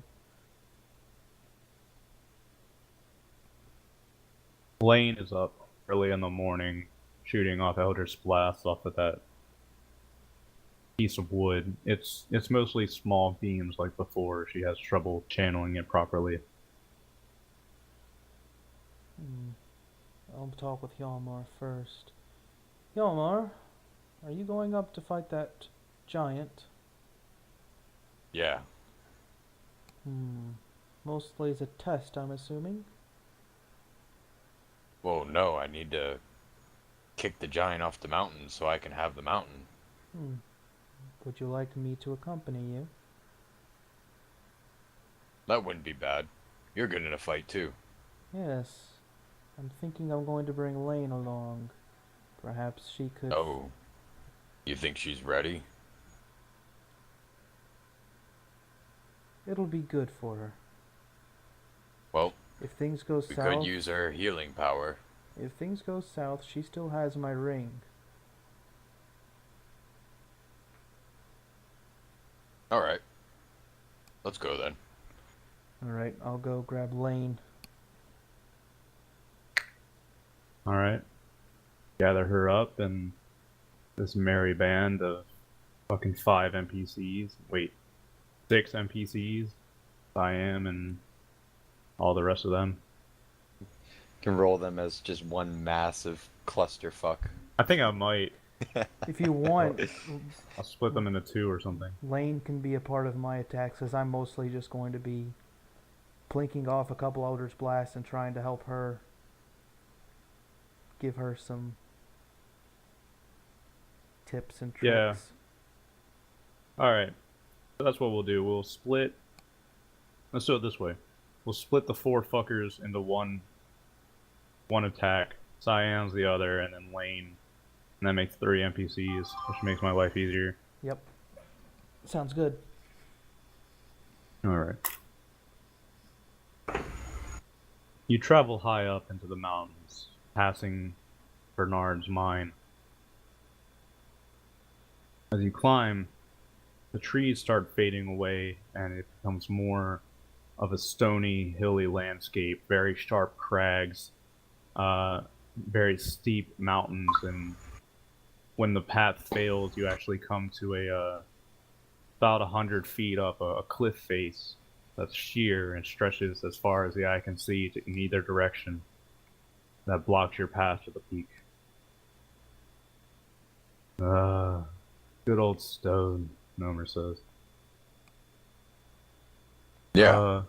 Am I supposed to? It's hard for me to climb my affliction, and he holds his fat. Oh, we'll get that off of you in no time. Oh, Who has rope? sad. Dathan speaks up. He's like, I have some. Alright. We're gonna attach all these ends together and I'll climb up and tie off a piece. We're scaling a cliff face then. I don't see any other way. I do. Hand me that rope. Oh, okay. I'm going to throw on that, where's it at? Oh yeah, you can fly. That cape of flying I got. Fucking, we've got Doctor Strange over here. So I'll throw that on. I'll just attach that fucker off at the top. Can you read that to me again? The item. It was a cape of flying. You just kind of described it. I don't have a formal definition of it. I think we got it from the Dragon's Sword, I think. Alright. As you pull it out of the bag of holding, it quickly begins thrashing around and struggling against you as if it wants to fly off. Make a strength check or a grapple check. Grapple check.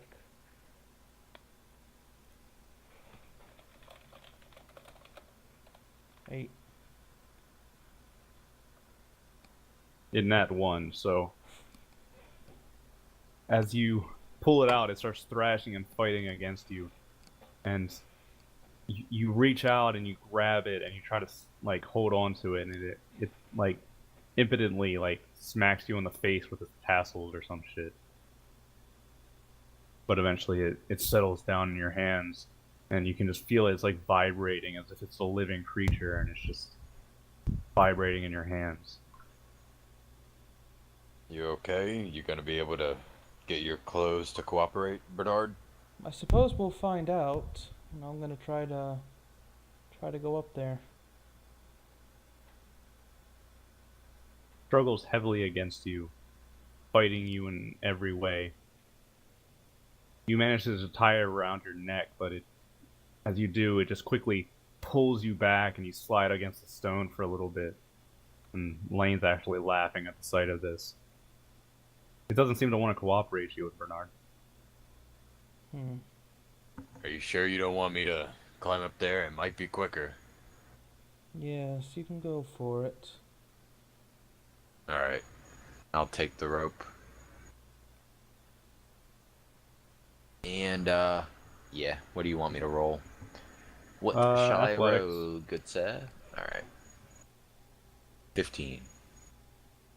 Yeah, that's probably good enough.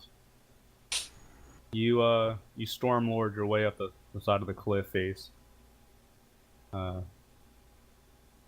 Quickly climbing up the 100-foot sheer wall. Too bad I can't run on surfaces yet. Yeah. Soon. Very soon. No. Yes. No. Yes. You tie off the rope to the rocks, and toss the rope down, and Hugo, he tries to go first, but Nomer comes up and slaps him on the knee and says, "Oi, not you. If we follow behind you and you fall, we're all fucking dead." Oh, okay. You go first then, elder brother. Alright. Watch me climb this, lads. And, yeah, he does it. He plants his feet on the stone wall and climbs his way up the cliff face. Jonathan goes next, and he succeeds as well. Alavar also passes. Now Lane, she looks over and says, "Is this safe?" No, not at all. Oh. Okay, I'm next. I'll catch you if you fall. Everybody's rolling higher than a 15, so Lane, she struggles a little bit, and at the top she climbs up and Nomer grabs her by the arm and pulls her up, and she's like complaining and her face is red and she's like rubbing her arms like, "Oh, that hurt." I am nat 19s. Leaves just Bernard at the bottom. The cape, as it thrashes around behind you, but it's like as it sees that you start climbing the rope, it stops fighting against you and just lets you do it. And you scale your way up the cliff face. Everybody passed that with no issue.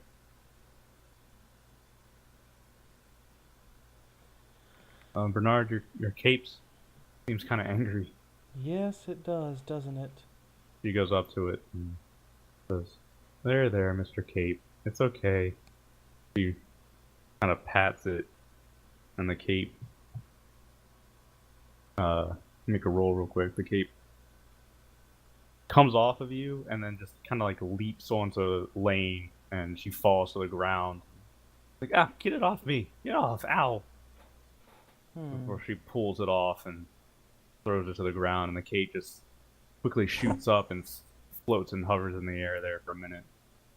That thing's a bit unruly. Yes, it is, isn't it? We'll tame it one of these days. It just shakes at you. I'll snatch it out of the air and shove it back into the bag. Come here, fucker. Yeah, you just snatch it, and it tries to struggle again before you shove it back in the bag. Mean. Where is your giant at, Hjalmar? I was told he's at the top of the mountain. I see. And I'm gonna continue along the path, keeping a wary eye out. Alright. As you climb up, you eventually make it to a small valley, 2 crags in the mountain. And you hear this strange whistling sound in the distance. As you approach, you're surprised to see a massive boulder is flying through the air. And it lands somewhere on the other side of the crag. And as you crest over a cliff face, you see there are actually 2 stone giants tossing a rock back and forth between each other, lounging back against the side of the mountain as if they're quite bored. And they're just lazily tossing a rock to each other. You didn't say it was going to be 2 giants, Hjalmar. No, they said it was going to be 1. They have some explaining to do when I get back. I see. Looks like they lied. Yes, fear not, though. I believe we can take them. Well, if you say so. Don't Alright, worry, man. what's the plan, boss? How do we do it? Well, I say we focus on one at a time. If we split our forces, there's no telling what may happen. We just take one out and then move on to the next one. You say so. We're right behind you. Bernard here. Could you do that thing? I can try. Yeah, please. And Right. yeah, I'll just fucking go into a rage immediately. I'll look at Lane. Stay behind me and do as I do. Alright.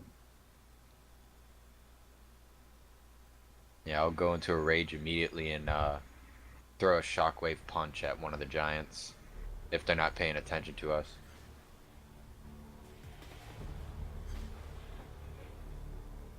Well, you're not really making an attempt to be stealthy, No.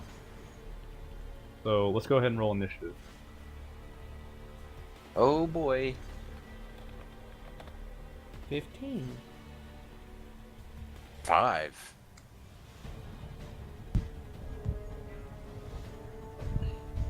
Nobody rolls above a fucking 10 on your team.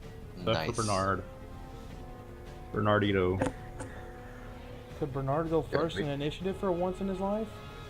We need you to open up. Yes. Oh my god. What is this bizarro world we're living in? I know. What's Zinch doing? What is your plan, Zinch? So it's my go? Fucked it up. It'll be you first. Let me go ahead and Oh my write down god. initiatives. That was, the squad. I'll just write Storm for them. And then it'll be the Giants. It's your boy, Stormlord, and these are my guys. I am. The Storm Men. And Lane at the bottom. And Yalmar is actually... do you want to go before or after Siam? Before. Alright. So Bernard, as Yalmar rages... The song's kind of fucked up.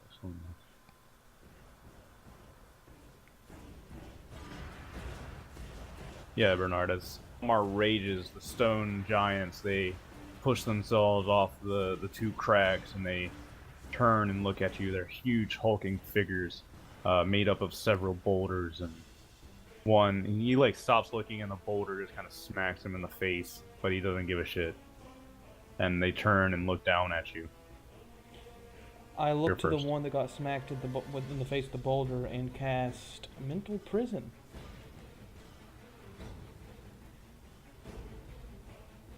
So he needs to make a DC. What's that roll? It's a DC 17 intelligence save. It fails. So it takes the 5d10, and it is restrained. So 25 damage. Psychic I'll damage. point out to the Storm Men. That one, boys. I'll say, Use everything I taught you.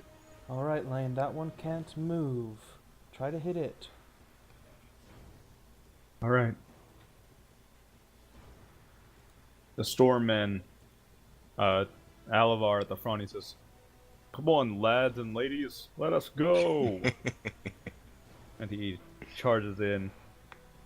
They'll make their attacks. Missed, crit, nat 1, and a 9. Nice. At least for the crit. Was it Chadathan? Did he redeem himself? Well, if we're gonna go in order, Hugo rolled a 2, Alavar rolled a nat 20, Nice. Nomer rolled a nat 1, and Chadathan rolled a 9. So far, Alavar's my most promising student, brings a tear to Yalmar's raging eye. It's just blood. It's just blood. He's just like, What's wrong, Hjalmar? I'm crying. I'm crying, leave me alone. I'm so proud. Right. Hugo and Nomer, they jump and try to climb up the crag, and you see Nomer, he just face plants and falls into a ditch. Alavar, though, he jumps up several small rocks, running up, and he uses a flail. So Alavar, Flail. he goes up and he swings the flail and it whips around on the chain and cracks into one of the stone giant's legs. He's the only one that hit, but he crit, so it's fucking pretty good. You're pretty good. You're pretty good, kid.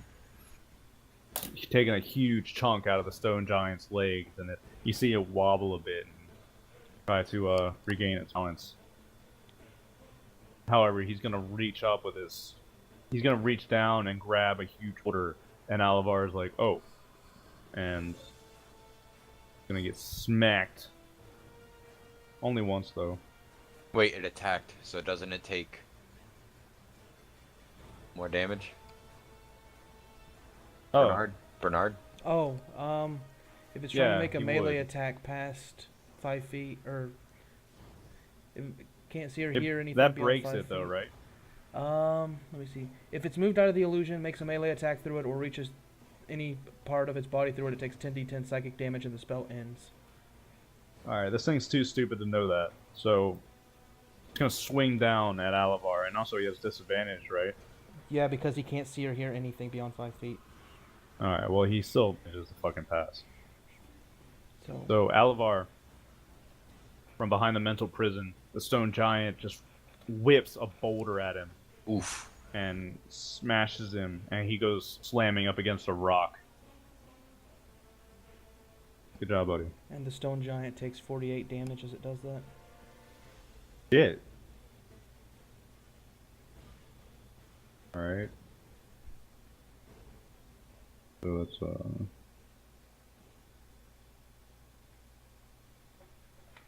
God, mental prison's fucking crazy. Yep. Yeah. Your only options are stay still or get fucked. Or get fucking wrecked. Yeah. Or hope your buddies can break the concentration of the illusion, or of the caster. Oh yeah. Okay. So now the other giant. Bernard, you are going to be the victim of a fucking rock to the face. Let me roll. Oh, almost a crit. That would have been bad. I would have made it take disadvantage. Oh. Fuck you. So a rock goes flying by, and Lane yells, "Look out!" Make a strength saving throw. Strength saving throw. You're gonna take, Oops, what the hell did I just do? What the hell did I just do? Apparently I did some kind of fucking shortcut command.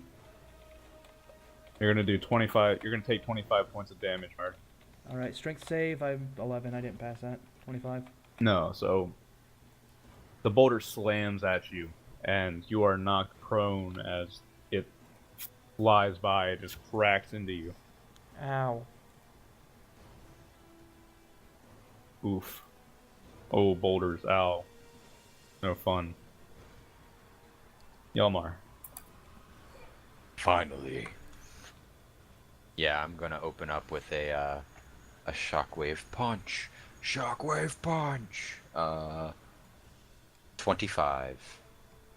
Yeah, it is. Kaboosh. 13 damage. And then I will go at it with my axe as well. 21. Shkaboosh. And as a bonus action, I will do an unarmed strike. 24. Kaboosh. So 13, I got the damage, it's 23. fine. Yeah, okay, yeah. 27 damage. Yeah, Yalmar, you go up and eat your fucking pissant student's house is done. Just shockwave punching off a huge boulder off its arm, and then going up and cool-barring it. And my AC is 19. Okay. Cyan is gonna crit. So he's gonna do pretty solid damage there. Cyan goes up and he seems to enjoy doing this. Mar, as you're slashing away, he'll actually go up and take a step off your back, making sure to, drive his foot in a little bit, and then he'll leap No one off. doesn't even notice it while he's raging. He's No, of just so course not. used to it at this point. Yeah, and Kuwabara is almost hit Siam every time he does it. But yeah, he jumps up and drives his sword directly into the stone giant's face, where its eye would be. And the stone giant makes this sound and reels back. Lane steps around and going to make an Arcana roll first, and then she pulls back a hand and she fires off a beam, and it hits. What's the damage for our Eldritch Blast? 1d10. Plus, well, no, she It don't does. have an Eldritch Invocation. Never mind. Just 1d10. He does max damage Ooh, good girl. on a Eldritch Blast as the beam goes flying by over Yalmar's shoulder, and it doesn't do much, but it's a full-fledged blast that, you know, chips away at the stone. And when she does it, she staggers back and she seems absolutely drained by it. Bernard, we're back to you. I'll stand up, put a hand on her shoulder, and say, "That was good. That was good. I'm proud of you." No thanks. And I'm going to fire my Eldritch Blast at the same one. So that's going to be, what is it now? Plus 9, that's right. 25, 13, 22. 2 hits. 24 damage. Neat. And I'll say, Yeah, just with a fucking little them up. practice, you'll be able to do that. Nice. Huge blast of dark energy rips into the stone giant. This thing's now just not feeling so hot. The storm fuckers gonna miss, and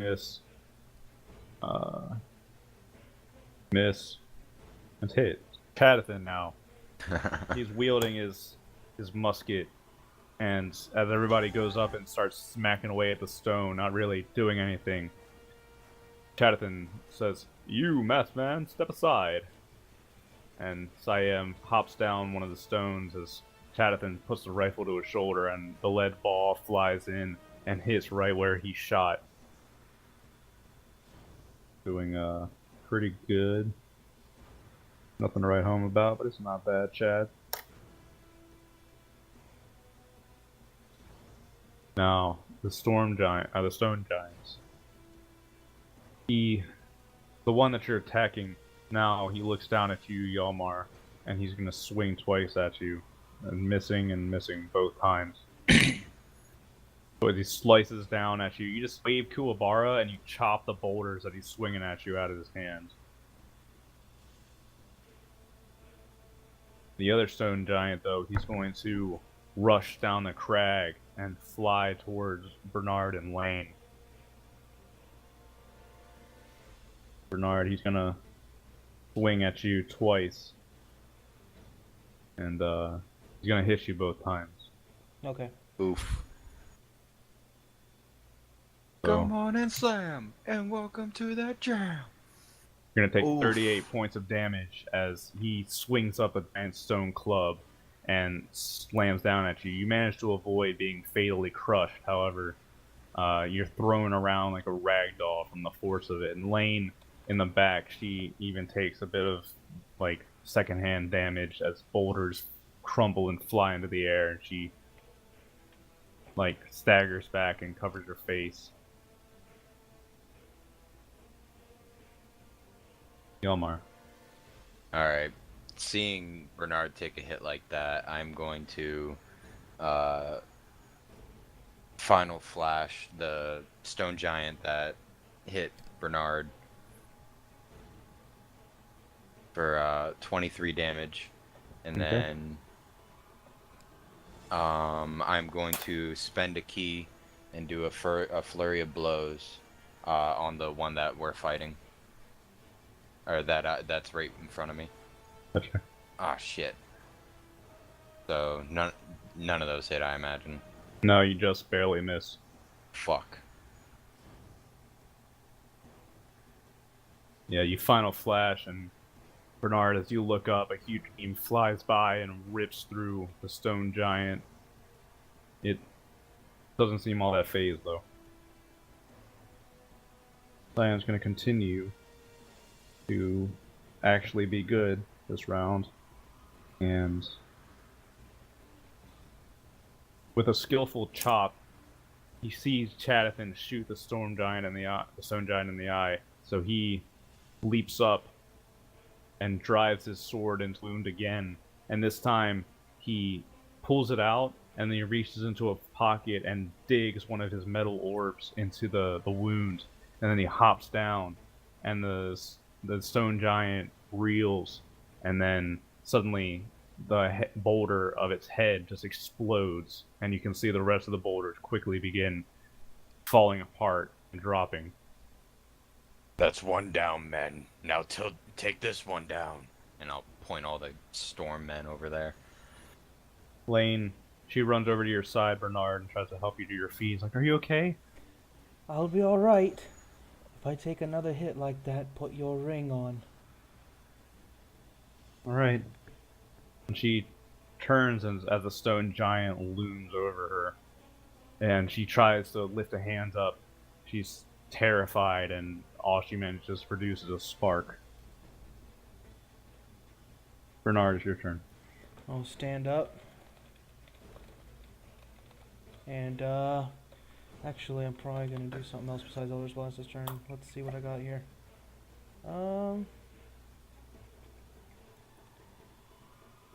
Yeah, I'll hit it with a negative... Well, hang on, let me see what the save on that is first. Negative energy flood. If it's Constitution, I actually may not use that. Yeah, actually, instead of that, I'm gonna use... Yeah, that'll be a good one. Synaptic Static, so it needs to make another intelligence saving throw of 17.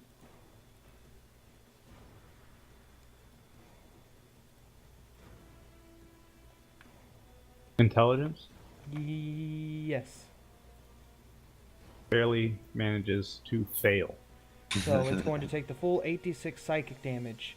And this is the spell, when it fails, for a minute it has to roll a d6 and subtract that number from attacks, ability checks, and con saves. I mostly want it for the attacks. Gotcha. So, 30 damage. Not bad.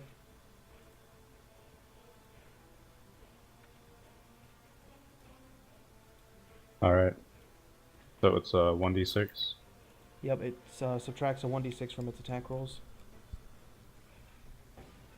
Oh, so do I roll it once, or do I roll 1d6 every time? I just do, whenever you roll, I just do minus 1d6 for the roll. Alright, so I'll apply the 5 for the next. Okay. So, like 1d20 plus 5 minus 1d6 should work. yep.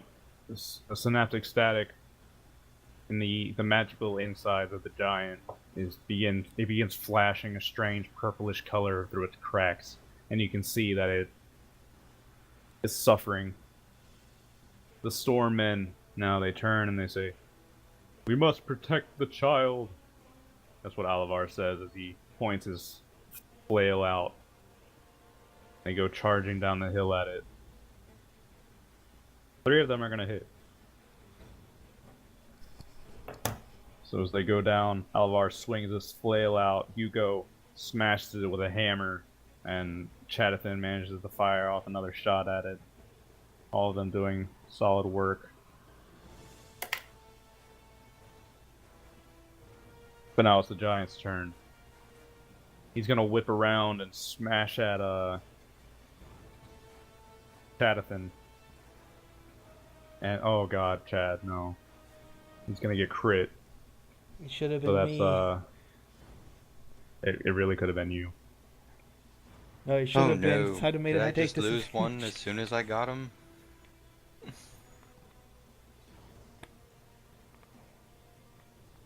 Okay, that could have been worse. Yeah, that could have been worse.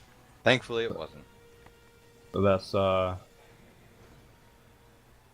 45 points of damage, Chad. How's he looking? He's a ranged fighter, so really not too hot. Okay. Yeah, the stone giant flails down and smashes Chadathan in this chest, and he goes flying over and lands in a heap in a pile of rocks. Now he looks down and roll a 1d2. Lane is his next target. And she's trying to pull you back away from the stone giant. He looks up, and the stone giant brings down huge fucking smash at her. 15 again. Oof. Could have been worse, but she's just a kid. She doesn't have a lot of Yeah. health. Since we're so close to each other, would I be able to use my ability to make it take disadvantage? If not, it's fine. I'll let you do that, fine. Okay.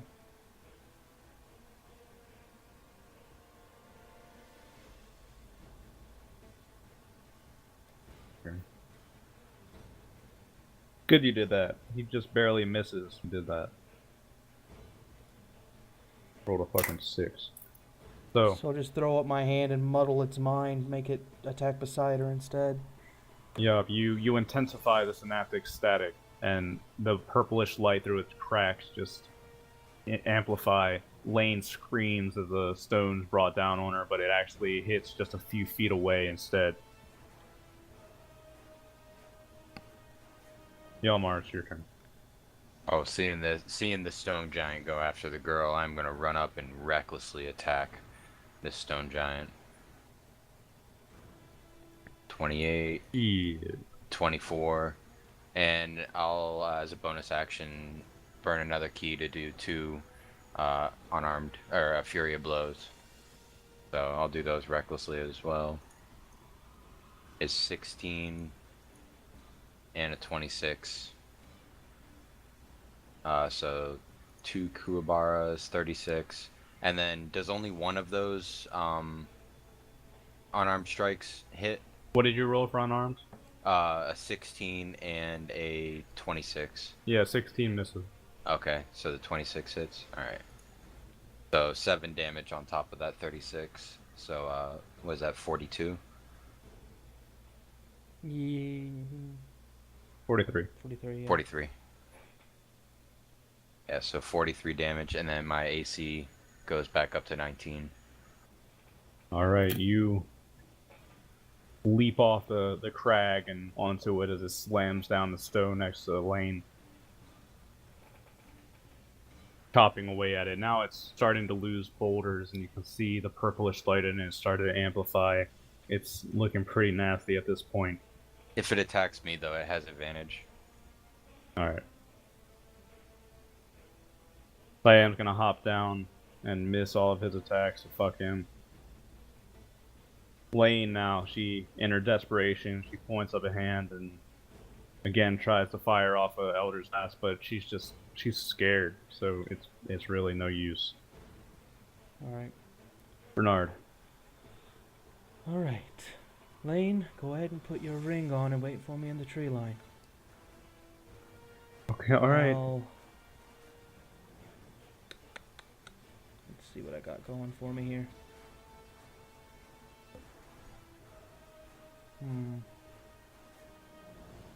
Fuck it. Eldritch Blast, baby. Eldritch Blast! All day, every day. It's very useful. 18, 27, 14. Two Does hits. the 18 hit? Okay, the 18 hits. So it suffers 22 points of damage. Blasting away at the stone, doing your fucking best to bring it down. It's still on its feet, and it looks around, rage in its eyes. Stormmen hit. The lads want to win. Put that All the training to storemen- use. It was only a day. They all surround, and from all 4 corners, they whip their weapons around. Cadathan shooting up at it, Hugo smashing it with a hammer, Alavar hitting it with the mace, Nomer hitting it with an axe. They all do their best, chopping away at it, and now you can see that it's starting to crumble and fall apart. In its desperation, it's going to swing down and smash at... see here. It's going to hit both attacks. First, it's going to swing at Hugo.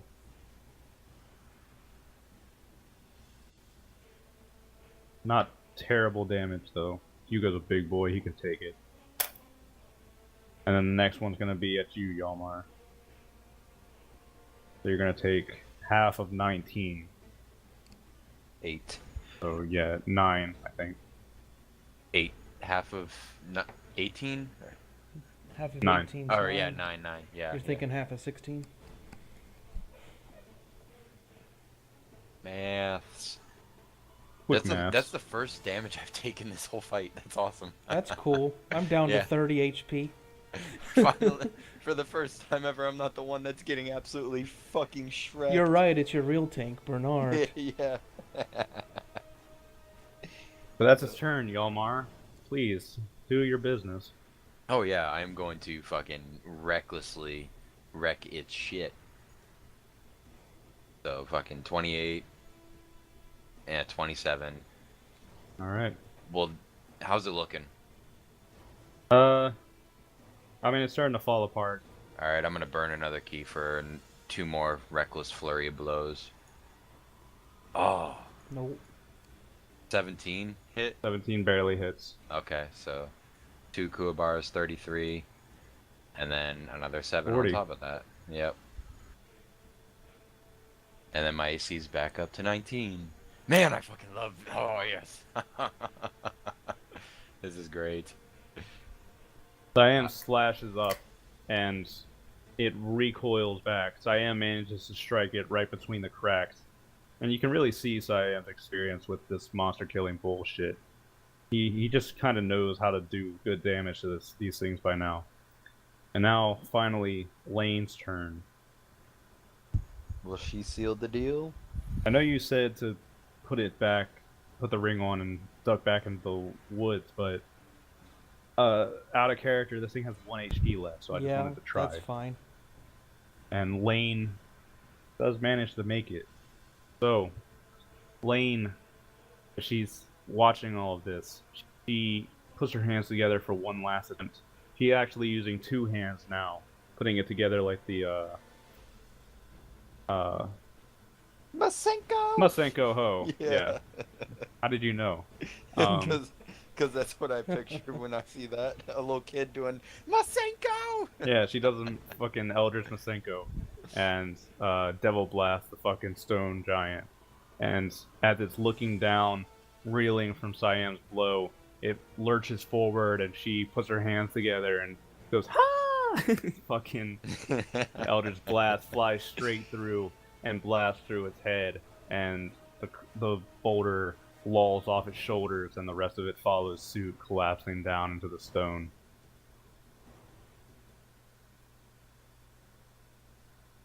And she drops to her knees, panting. Well fought. Well fought.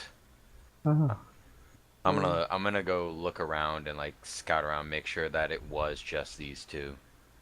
Make a Arcana roll or a Perception roll. Whatever's better. Perception, please. Bernard, probably with the most genuine smile he's ever had, is going to kneel down and tell Lane. 21. You did good. You killed that last one. Oh, my hands are numb. Yes, it can do that. Well, we'll get you back to the inn. You can rest up. You're bleeding. Are you alright? I'll be fine. We just need to make Here. it back. Hold still. You cast a spell real quick. You rolled really bad though. You're only going to recover 10 points of HP. That's fine. But she places a hand over one of your most major wounds and tries to close it up a little bit. As I'm walking off, I'll toss a superior healing potion to Bernard and Chadathan. Yeah, Chadathan's he's taking a dirt nap, but he comes to and he takes it. Those are the last 2 I had in my inventory. I like how I just have in my inventory dragon scales. Lots. Brackets. You have killed like 2 dragons at this point. Yeah. Yalmar, as you're scouting the top of the mountain, you start seeing storm clouds building up overhead. Something ominous. Being of my nature, what did the storm clouds feel like besides something ominous? Now I'll make you do an Arcana roll. Okay. That's gonna just be a straight D20. I mean, this is kind of pointless, but I just want to see what you roll. A 2. Uh, you get the feeling that the gods are farting, but yeah, as you're watching these storm clouds, you can't really gather it, but then you hear like a booming voice like thunder. It says, "Who has slain my children?" Oh boy. If that's the case, Bernard's gonna go ahead and actually drink that. It is. Well, I'm not very good. gonna respond in kind. It is I, the Storm Lord. Storm Lord, do you have no shame, rogue? And you see, starting from the top of the cloud, a tornado forms at the mountain. A huge blast of wind blows over all of you. And then you can see from the center of it, two sharp eyes, like lightning, are forming. I am the storm god of these mountains. You have slain my children. State your names before I strike you down. I am Yalmar, and I know the way of the storm. If you are a true storm god, then you must respect what I have done. The one time he doesn't use his title. Respect what you have done. The storms yield for no one. You will fall before a true storm giant. Fear me and crumble. And, you guys want to keep initiative or re-roll? I want to re-roll. I would like to keep it, but if we're re-rolling, I'll re-roll. I'm at the bottom of initiative. Fuck it. Yeah, I'll keep it. Alright, we'll keep it then. So But what the it's gonna fuck go is... before good old Bernard Yep. rolled a nat 18. Ooh. The Storm G, as I'll call him. Yeah. I'm the Storm Pimp. He's the Storm G. The greatest clash. When a He pimp looks and a down G at meets you in the and he streets, who survives? What gives you the right to name yourself Storm Lord? And I imagine I'm still in a rage because not much time has passed, right? No, you can still be raging, I don't care. Okay, yeah. And I'll amplify it a little bit. I have been blessed by the gods. I can control the storms as well. I feel it in my blood, and I harness it, and I make sure nothing stands before the storms. If that is so, then take this and see how you like it. And it whips back its hand. If he's doing lightning damage, I have resistance. Well, lucky you. Lightning strike. Lightning strike! Make a dexterity saving throw. Don't Oh, tase me, boy. bro. Don't tase me, bro.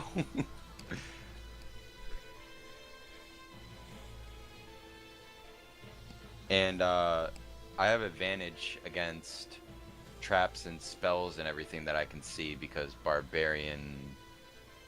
What? Yeah, hold on, let me. Uncanny. What is it? Or Is it a danger base sense? barbarian thing? Yeah, danger sense. Oh, you have I advantage have on advantage on dexterity throws, saving yeah. throws against effects that I can see, such as traps and spells. Oh, okay. So I am going to use that. Hopefully, I roll better. Nope, I You rolled rolled the the exact exact same. Nice. All right, Dalji. That's 5%. Hey, I roll once. Oh, you're right. I'm sorry. I take offense to that. Oh man. Alright. So, Hugo and Nomer are standing by you, Yalmar. So they are going to make these rolls. Hugo nat 20's it. Nice. And Nomer actually passes too, so that's really good. I'll take the brunt. Alright. So, all of you are gonna take half of 60. Do I So take you're all, half of that half? Or no, I failed. I just take half. yeah, so you're gonna take 30. Alright. A huge lightning strike comes from the storm cloud and slams right in the center of you. Hugo and Nomer, they managed to try to duck between some crags. Hugo's not looking so hot right now. That was the first damage Nomer took. But Hugo, he slammed into a stone. You just hear him, oh, God. I don't let it buckle me. I stand defiant and stare at The this lightning storm strikes giant. you and it hurts. You just stand there and take it like a fucking man. Bernard. All right.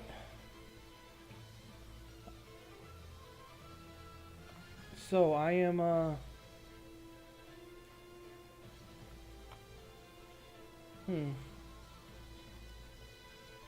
Okay, I'm going to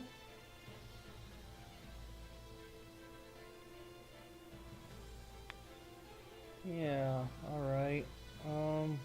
Fuck it. I'm just gonna Eldritch Blast it and see what happens. Oh, Magic, man. magic, 15, 19. 2 hits. Okay. Party white, party white, party white, Takes 22 party white. damage. I used all my big boy attacks. Yeah, you're telling me. I know I bait switched you. Alright. You blast into the storm cloud and you can't really tell if you're doing anything to it, Bernard. And I'm going to It just... grab Lane by her shirt and pull her up to her feet and say, "Get into the tree line now." But, are you gonna be okay? If I'm not, you'll go back to the inn and tell the others what's up here. Oh, man. Alright. So the storm men now, they push themselves to their feet. Hugo fucks up. Avalar fucks up.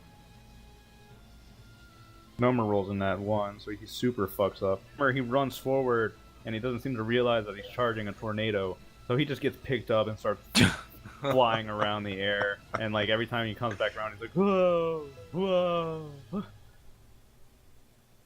They all miss. They're fighting a tornado. It's not easy. Yeah. Yalmar, it's your turn. Nomer's flying around in a tornado right now. Okay. I don't want to have to fight you if you're truly a storm god. But like I said, things stands before the storm. And I'm gonna run up and recklessly attack it. 25. Ooh, 16. Does 16 hit? 16 barely hits. Oof. I'm gonna do a reckless unarmed strike as a bonus action as well.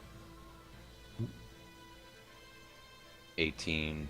So 35 on Kuwabara and 6. So 41 damage. And my AC raises by 2 to 19, but he has advantage on me.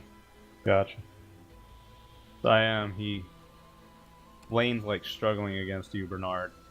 Siam runs back and grabs her by the arm. He doesn't even bother talking to her, he just grabs her and pulls her away. Lane just kind of struggles against but can't really do much about it. Siam drags her off to the tree line. Siam left? He's gone? No, he'll be back. Okay.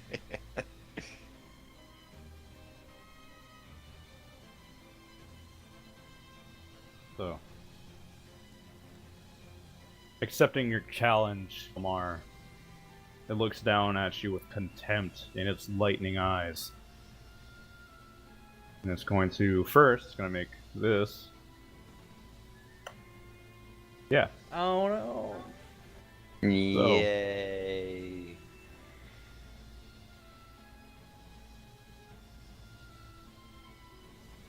Hugo and Avalar are, no, I guess they're not probably 10 feet next to you.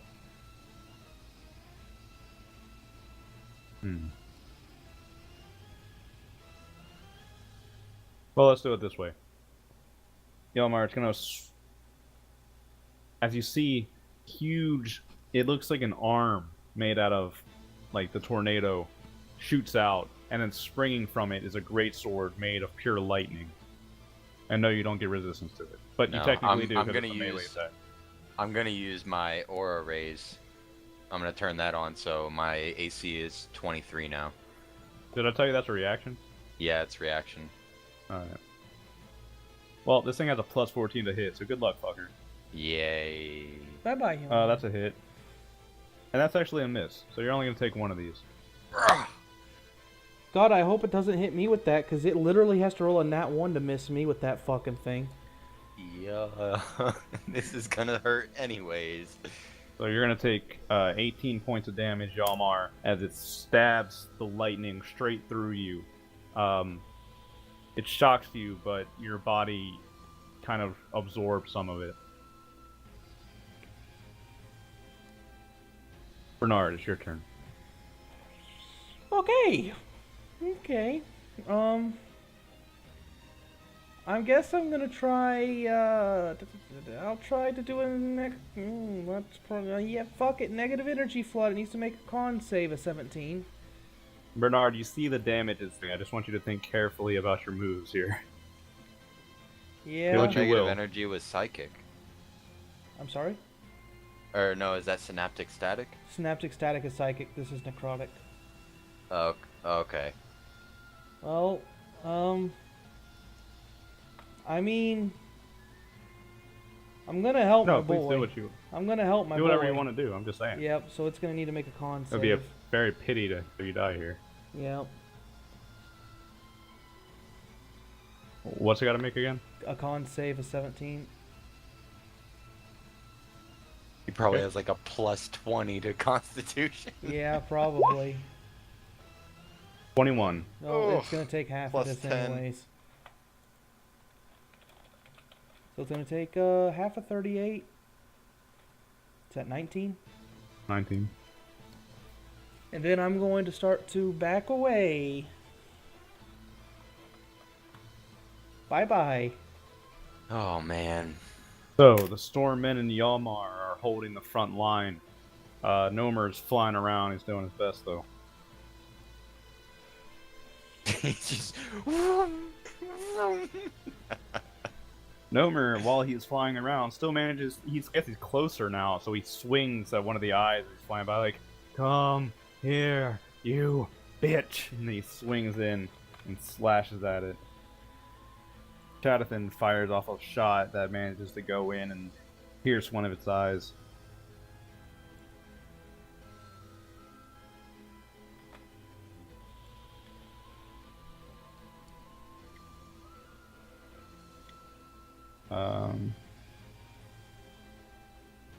Alright, Yalmar, it's your turn. Oh boy. I'm going to turn off the aura and recklessly attack with my axe. Still. 26. Ooh, so close to a fucking crit. Right. 29. And then a reckless unarmed strike as well. Natural fucking 20, yes. There you go. There's your What's your crit. unarmed strike damage? It's only D4. Nice, it's and gonna fucking be maxed 16. it. So So, an extra 16. 34 plus Yep. 16. yep. Brutal Pretty good. critical whenever That's 50, I crit. isn't it? Yeah, whenever I crit, I get to roll another damage die. Yeah, it's 50 damage. Hold on, another damage die incoming of D4. 51 damage. So, So 51. Yeah, it probably doesn't even matter. I wouldn't say it doesn't matter. My AC is back up to 19 again. Yup, you throw yourself into the storm now, Yalmar. As you swing around, you push through the tornado and are now at the center of it, and you can see that the center of the tornado is made up of an energy mass. And the lightning eyes swirl down and stare at you, and as you're slashing at it, you can see that it starts wavering, and the gust of wind is cutting into your skin. And it says, "You wish to stand against the storm. You are no ordinary man. I respect the storm. It's in me, but I will not bow to it either.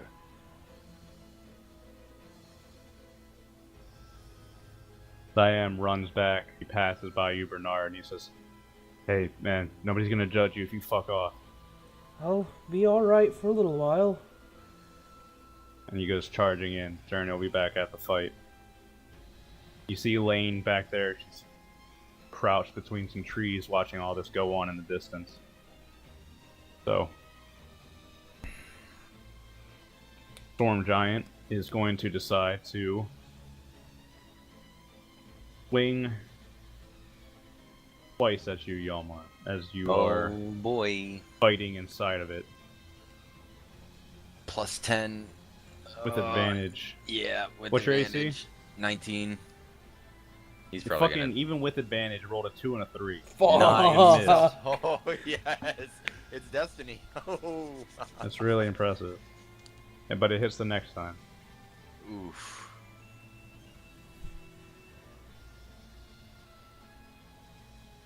So you're only going to take half of 23, so 11.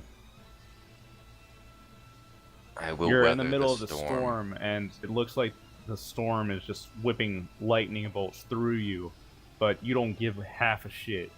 You just stand there and take it while you swing away. Really an effective turn for the thing. Bernard. Alright. I'm gonna use my last spell slot and cast Armor of Bernard on myself, mostly for the 25 extra HP. Mostly for that.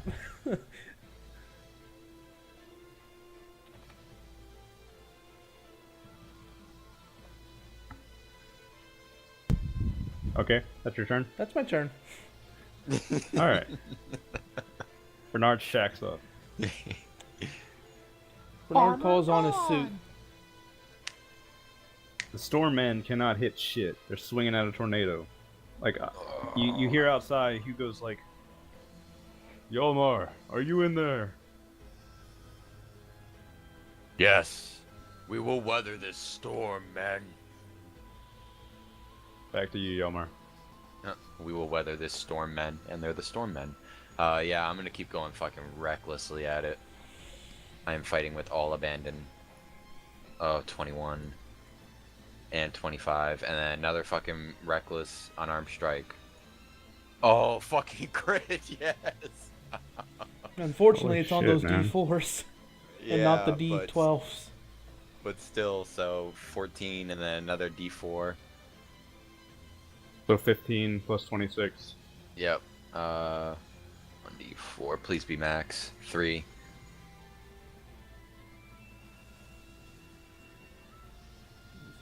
What did I just say? It's, So it's going to be fucking 18 on 23. 15. That's, 26 plus 15 plus 3.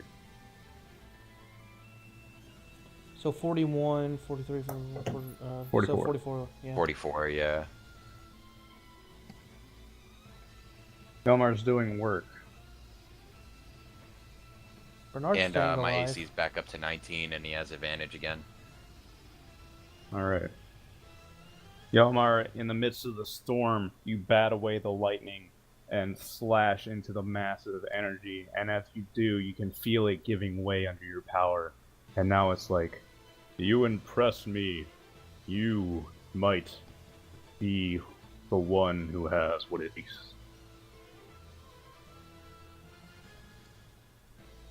I can say also that you are very impressive. If this is what the true storm is, this is what I aspire to be. What you do not know, child, is that I am merely an aspect of the greater storm gods. You have not yet begun to see the storm. Then I will build towards it. Perhaps, but you have not won yet. I am not giving a fuck. He's just gonna charge in, and like, for a moment, Yolmar, you look to your left, and you see Siam with his silver mask. He literally charges into the tornado, gets a slash off at the mast, and then is propelled back out by the force of the wind. That's a big fuck you. Oh, man.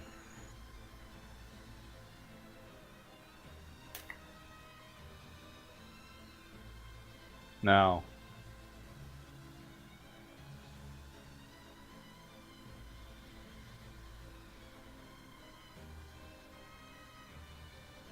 hey Bernard, what's your HP at? Let me get the calculator real quick. It's at a total of 68 27. combined. With the Okay. temp HP, it's 68. Well, make a dexterity saving throw. Okay. Dexterity save. Let me see what that is real quick. I think it's just a D20. Yeah. 14. Oof. Probably no Okay. bueno. Well,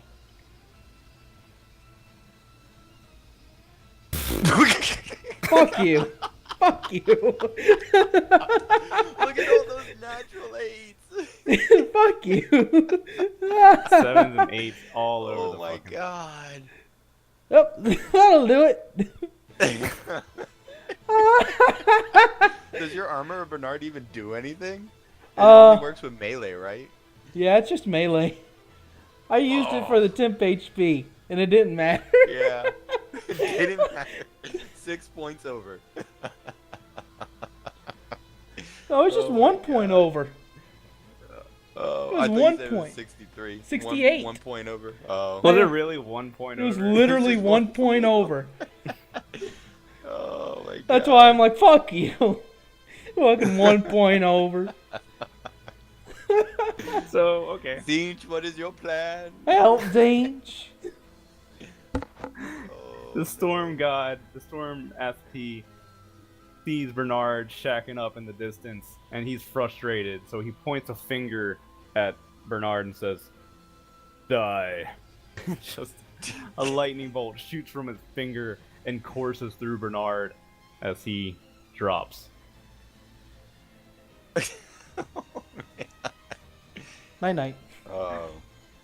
So, I guess Bernard, I'll roll a make death save real quick. Well, Yeah, go ahead and do that's that. a pass. Oh, Hey, it that is? passed. Oh yeah, 10s and ups are passed. That's a pass. Oh my god. Oh man. The storm men are only gonna hit once. That's great. That was fucking great. That was fantastic. Oh my fucking god, dude. 1 HP over. Yelmar, we're at your point. I don't think you saw Bernard get wrecked, but you probably heard him No. say "die." Yeah. Yalmar's completely dialed in right now. Yeah, reckless. I'm just continuing the reckless chain. 24, 24, and another reckless unarmed strike. If this crits again, no, fuck my life. Oh man, just 31 damage. Yelmar, you now see that it is shaking. The mass is starting to break up, and after it says "die," turns back to you, and inside you hear it say, "Maybe you are the one who can tame the aspects. Perhaps I will see how you progress." Siam again, he's thrown out of the tornado, but he charges back in and rolls a 2 and a 1, so he just gets whirled around with Nomer. He's just in the, now he's just spinning in the mass. He's just spinning around. He's in the soup. Lane panics and charges out of the woods, runs over to Bernard's body, starts shaking him on the shoulder. Bernard! Mr. Tarrington! Seeing this, the storm giant, you hear the voice. "You care for these others, Storm Lord." I care about growing stronger. There's somebody I must defeat. Your battle's not with them, it's with me right now. "You foolish man. If there is one thing that I will teach you, it is that you must learn to protect the ones around you. Or else you will lose everything." And with that, he pulls up the great sword and swings it down at Lane. Oh, you son of a bitch. Wow. He rolls a nat 1 for the first strike, though.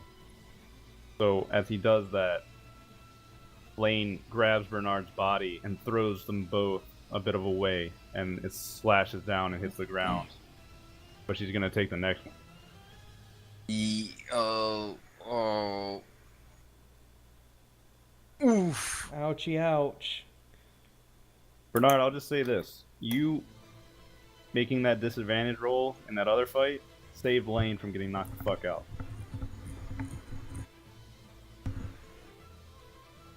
How close is she? 5 hit points. Oof. So, Weehaw! Bernard. make a death saving throw. 2 successes. Oh, you already did? Yeah, I just rolled it. 15? Alright, so that's 2 saves. Now, the Stormmen. Yalmar, as you're doing this, the Stormmen push their way into the tornado with you, and they stand by your side surrounding the mass. He says, Hugo nearby says, "You bastard, attacking kids." And Tadathan nearby is like, "He may be one man, but we will not stand for this." And they all bare their weapons, and all 4 of them manage to hit. Nomer, dropping out of the spinning tornado on top of the mast, slams his axe down on top of it. And as the rest of them Chadathan digs his bayonet in, and Alavar and Hugo slam away at it. You see it start cracking and breaking apart. Yalmar, it's up to you now. And I will show you what true fear is. You will fear the greatest storm ever. And yeah, I'm going fucking reckless. Reckless. 24. 27. And a reckless unarmed attack. Another fucking crit. Yep. Here we go. 6, 12, another d4 on top of that. Alright, Yalmar, how do you want to do this? Oh yeah, I'm going to chop his sword arm off, and then I'm going to spin upwards and decapitate his head halfway, and then I'm going to finish it with a fucking kick straight to the forehead, knocking it off.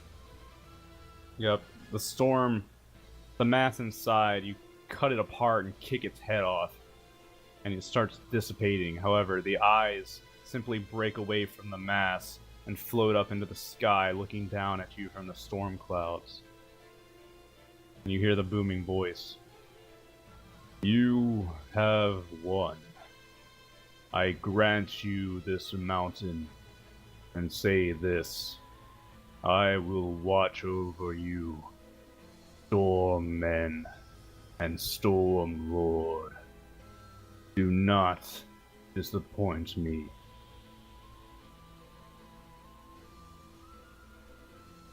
As the clouds begin dissipating and the clear sky breaks over the battlefield. Whew. Lane, beaten and bloody, sits over your body. Bernard, go ahead and make a death saving throw this one more time. I bet you'll pass. Yep. I was hoping Bernard. for a 20 so I could just fucking zinch up again. Yep, you can regain your consciousness as Lane shakes you. I'll walk up with a superior healing potion. I have 1 superior. I have 3 greater healing potions and 6 regulars, and 1 superior. So yeah, I'll walk up with a superior healing potion and give it to you. All right. What are those? Are the 8d4s? Yeah. Cool. I like not being dead. That's pretty neat. Mr. Tarrington, you okay? Oh, I'll be all right. You did That was good. quite the trial, wasn't it, Bernard? Yes. I'm glad you tagged along. It was good that I did. You're incredible, Mr. Yalmar. Like I said, I'm the Storm Lord. I'll think about calling you that. I wouldn't think too hard about it. Well, he kind of is now. He has a blessing from a storm god. The Hmm. storm god called him the Storm Lord. I think that makes it official, doesn't it? And I look at the others, and he also acknowledged you as my storm men. You did good work. The four of them stand shoulder to shoulder. You know, they all look pretty beat up. Especially Hugo. Hugo looks pretty bad, but I'll pass out. I have don't bother. Okay. He just, yeah, they all stand side by side and they're like, Was anything left behind by that storm aspect? hmm. Well, since you asked, I think something would be. I would say that at the place where you struck down the storm giant, you step forward and you find sitting in a small crater a perfectly round orb that contains a what looks like a condensed essence of lightning and thunder as storm clouds boom and rage inside of it like a crystal ball full of pure energy. It's about the size of a bowling ball. I'm gonna put orb of condensed lightning. What would you call it? Oh wait. That's I would call it storm essence. okay.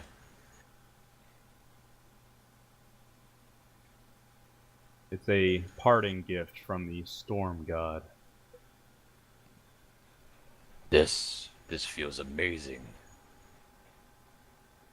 Is its greatsword still there? Its greatsword was just lightning. Oh, okay. I was about to say I'm gonna like see if I can lift it and then just drive it as deep as I can into the mountain. Well, that would be pretty fucking cool, wouldn't it? Yes, that would be cool. I kind of just want you to do that. So, Yes. all right, fine. I'll say this. I'll say that the great sword was made of lightning as it was swinging it, but then it condensed into hard obsidian as the storm passed away. So sitting there is a massive sword. It's probably like freaking 20 feet long, though. I'm saying it's huge. Yeah. I'll walk up to it and still raging, try to lift it up and slam it straight down on the ground to like mark this site. All right, you're raging. Do a strength check with advantage. Okay. All right. +4. Or wait, do I get that +3 to my strength? No, that's just for attacks.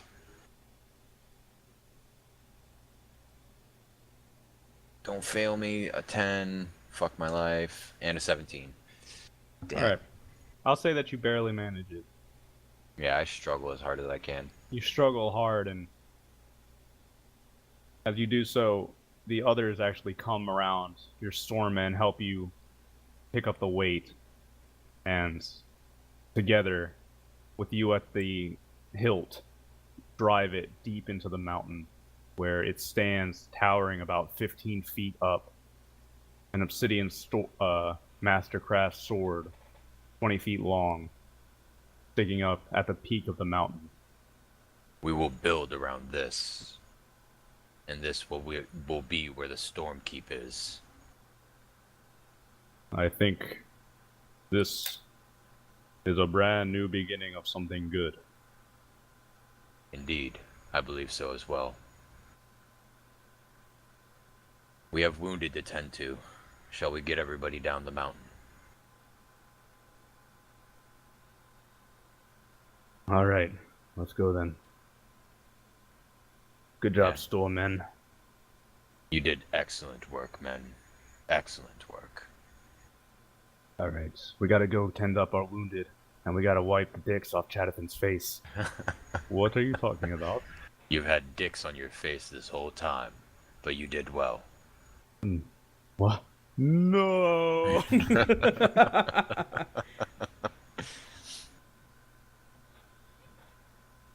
Yep. All Time to go back to the crow's claw. right. Actually, I'm gonna pull out my calligrapher's brush and I'm gonna mark every single man with a lightning bolt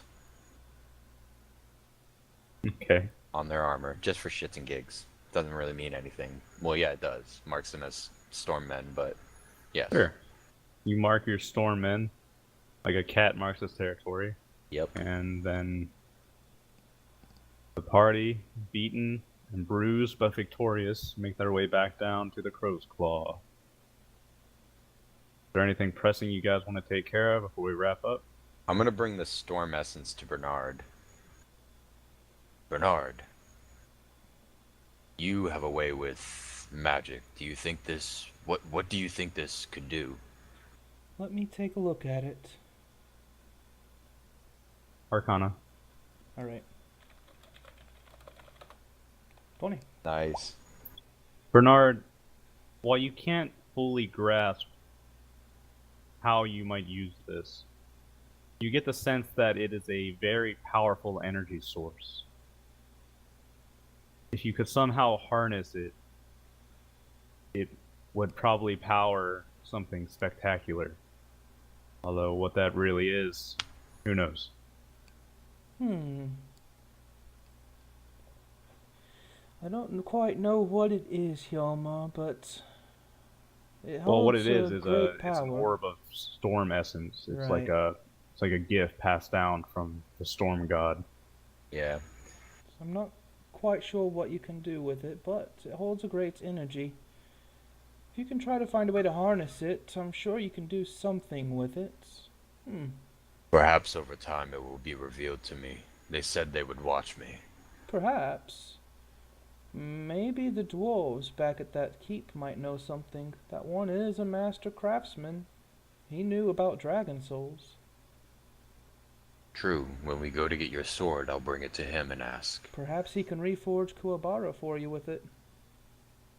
That would be interesting. Or even better, my dear Nuckies. It's My something. gauntlets. It's something Oh, to God. ponder. I forget about your Nucky. Yeah. They're still there in that area too.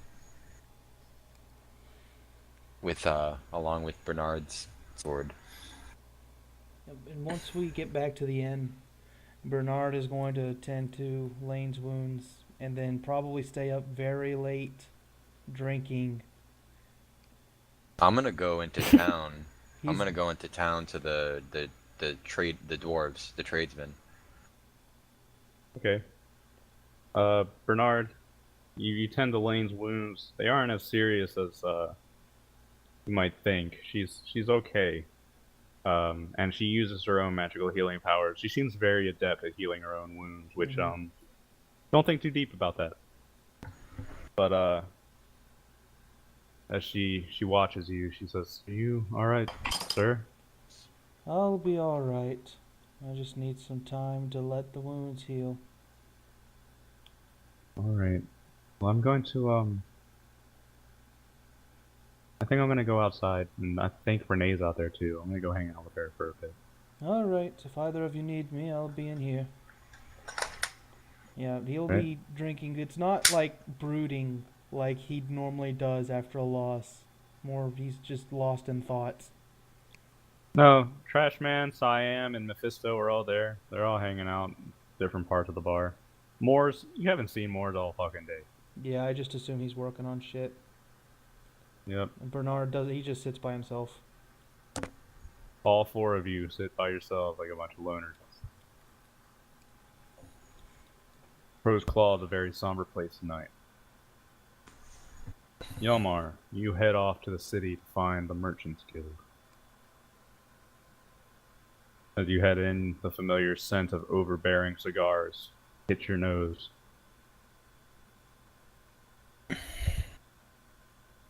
I've returned. The mountain is cleared. Really? Well, that's damn impressive. Alright then.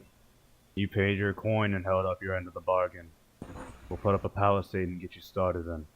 Yes. In a central lodge, I've acquired some men. We'll handle the rest from there. It won't be too much of an effort. Alright then. You'll have to give us some time. I'm gonna send up a couple of specters up there and then we'll tell you how long it takes. Right. I'll be at the Crow's Claw if you need me. Alright. And yeah, I'll head back and link up with my men. Yep, they all are hanging out outside, tending to their wounds. Well, I know we have wounded, but We still have one more cask of Bugman's. I thought we drank it all. No, I hid one. Ah, sneaky bastard. Martin's Alright. bastard. Oh, hold on. And he pulls out a small sippy cup for Chatterton. And he says, alright. To our first victory, and to a new home claimed.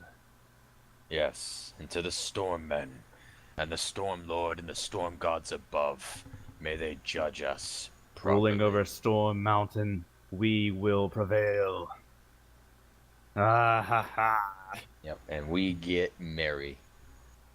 And through the night, while the inside is sober and sad, the outside is celebrating and happy. So if Renee wants to have a conversation, there might be interesting things to say. Why? Because Bernard's in a talkative mood. Renee's outside sitting in the lane. Hmm. So she's probably out there watching the storm men get fucked up. Another time then. Okay. You don't want to go out and talk to her? No. Then we can end it there. Yeah.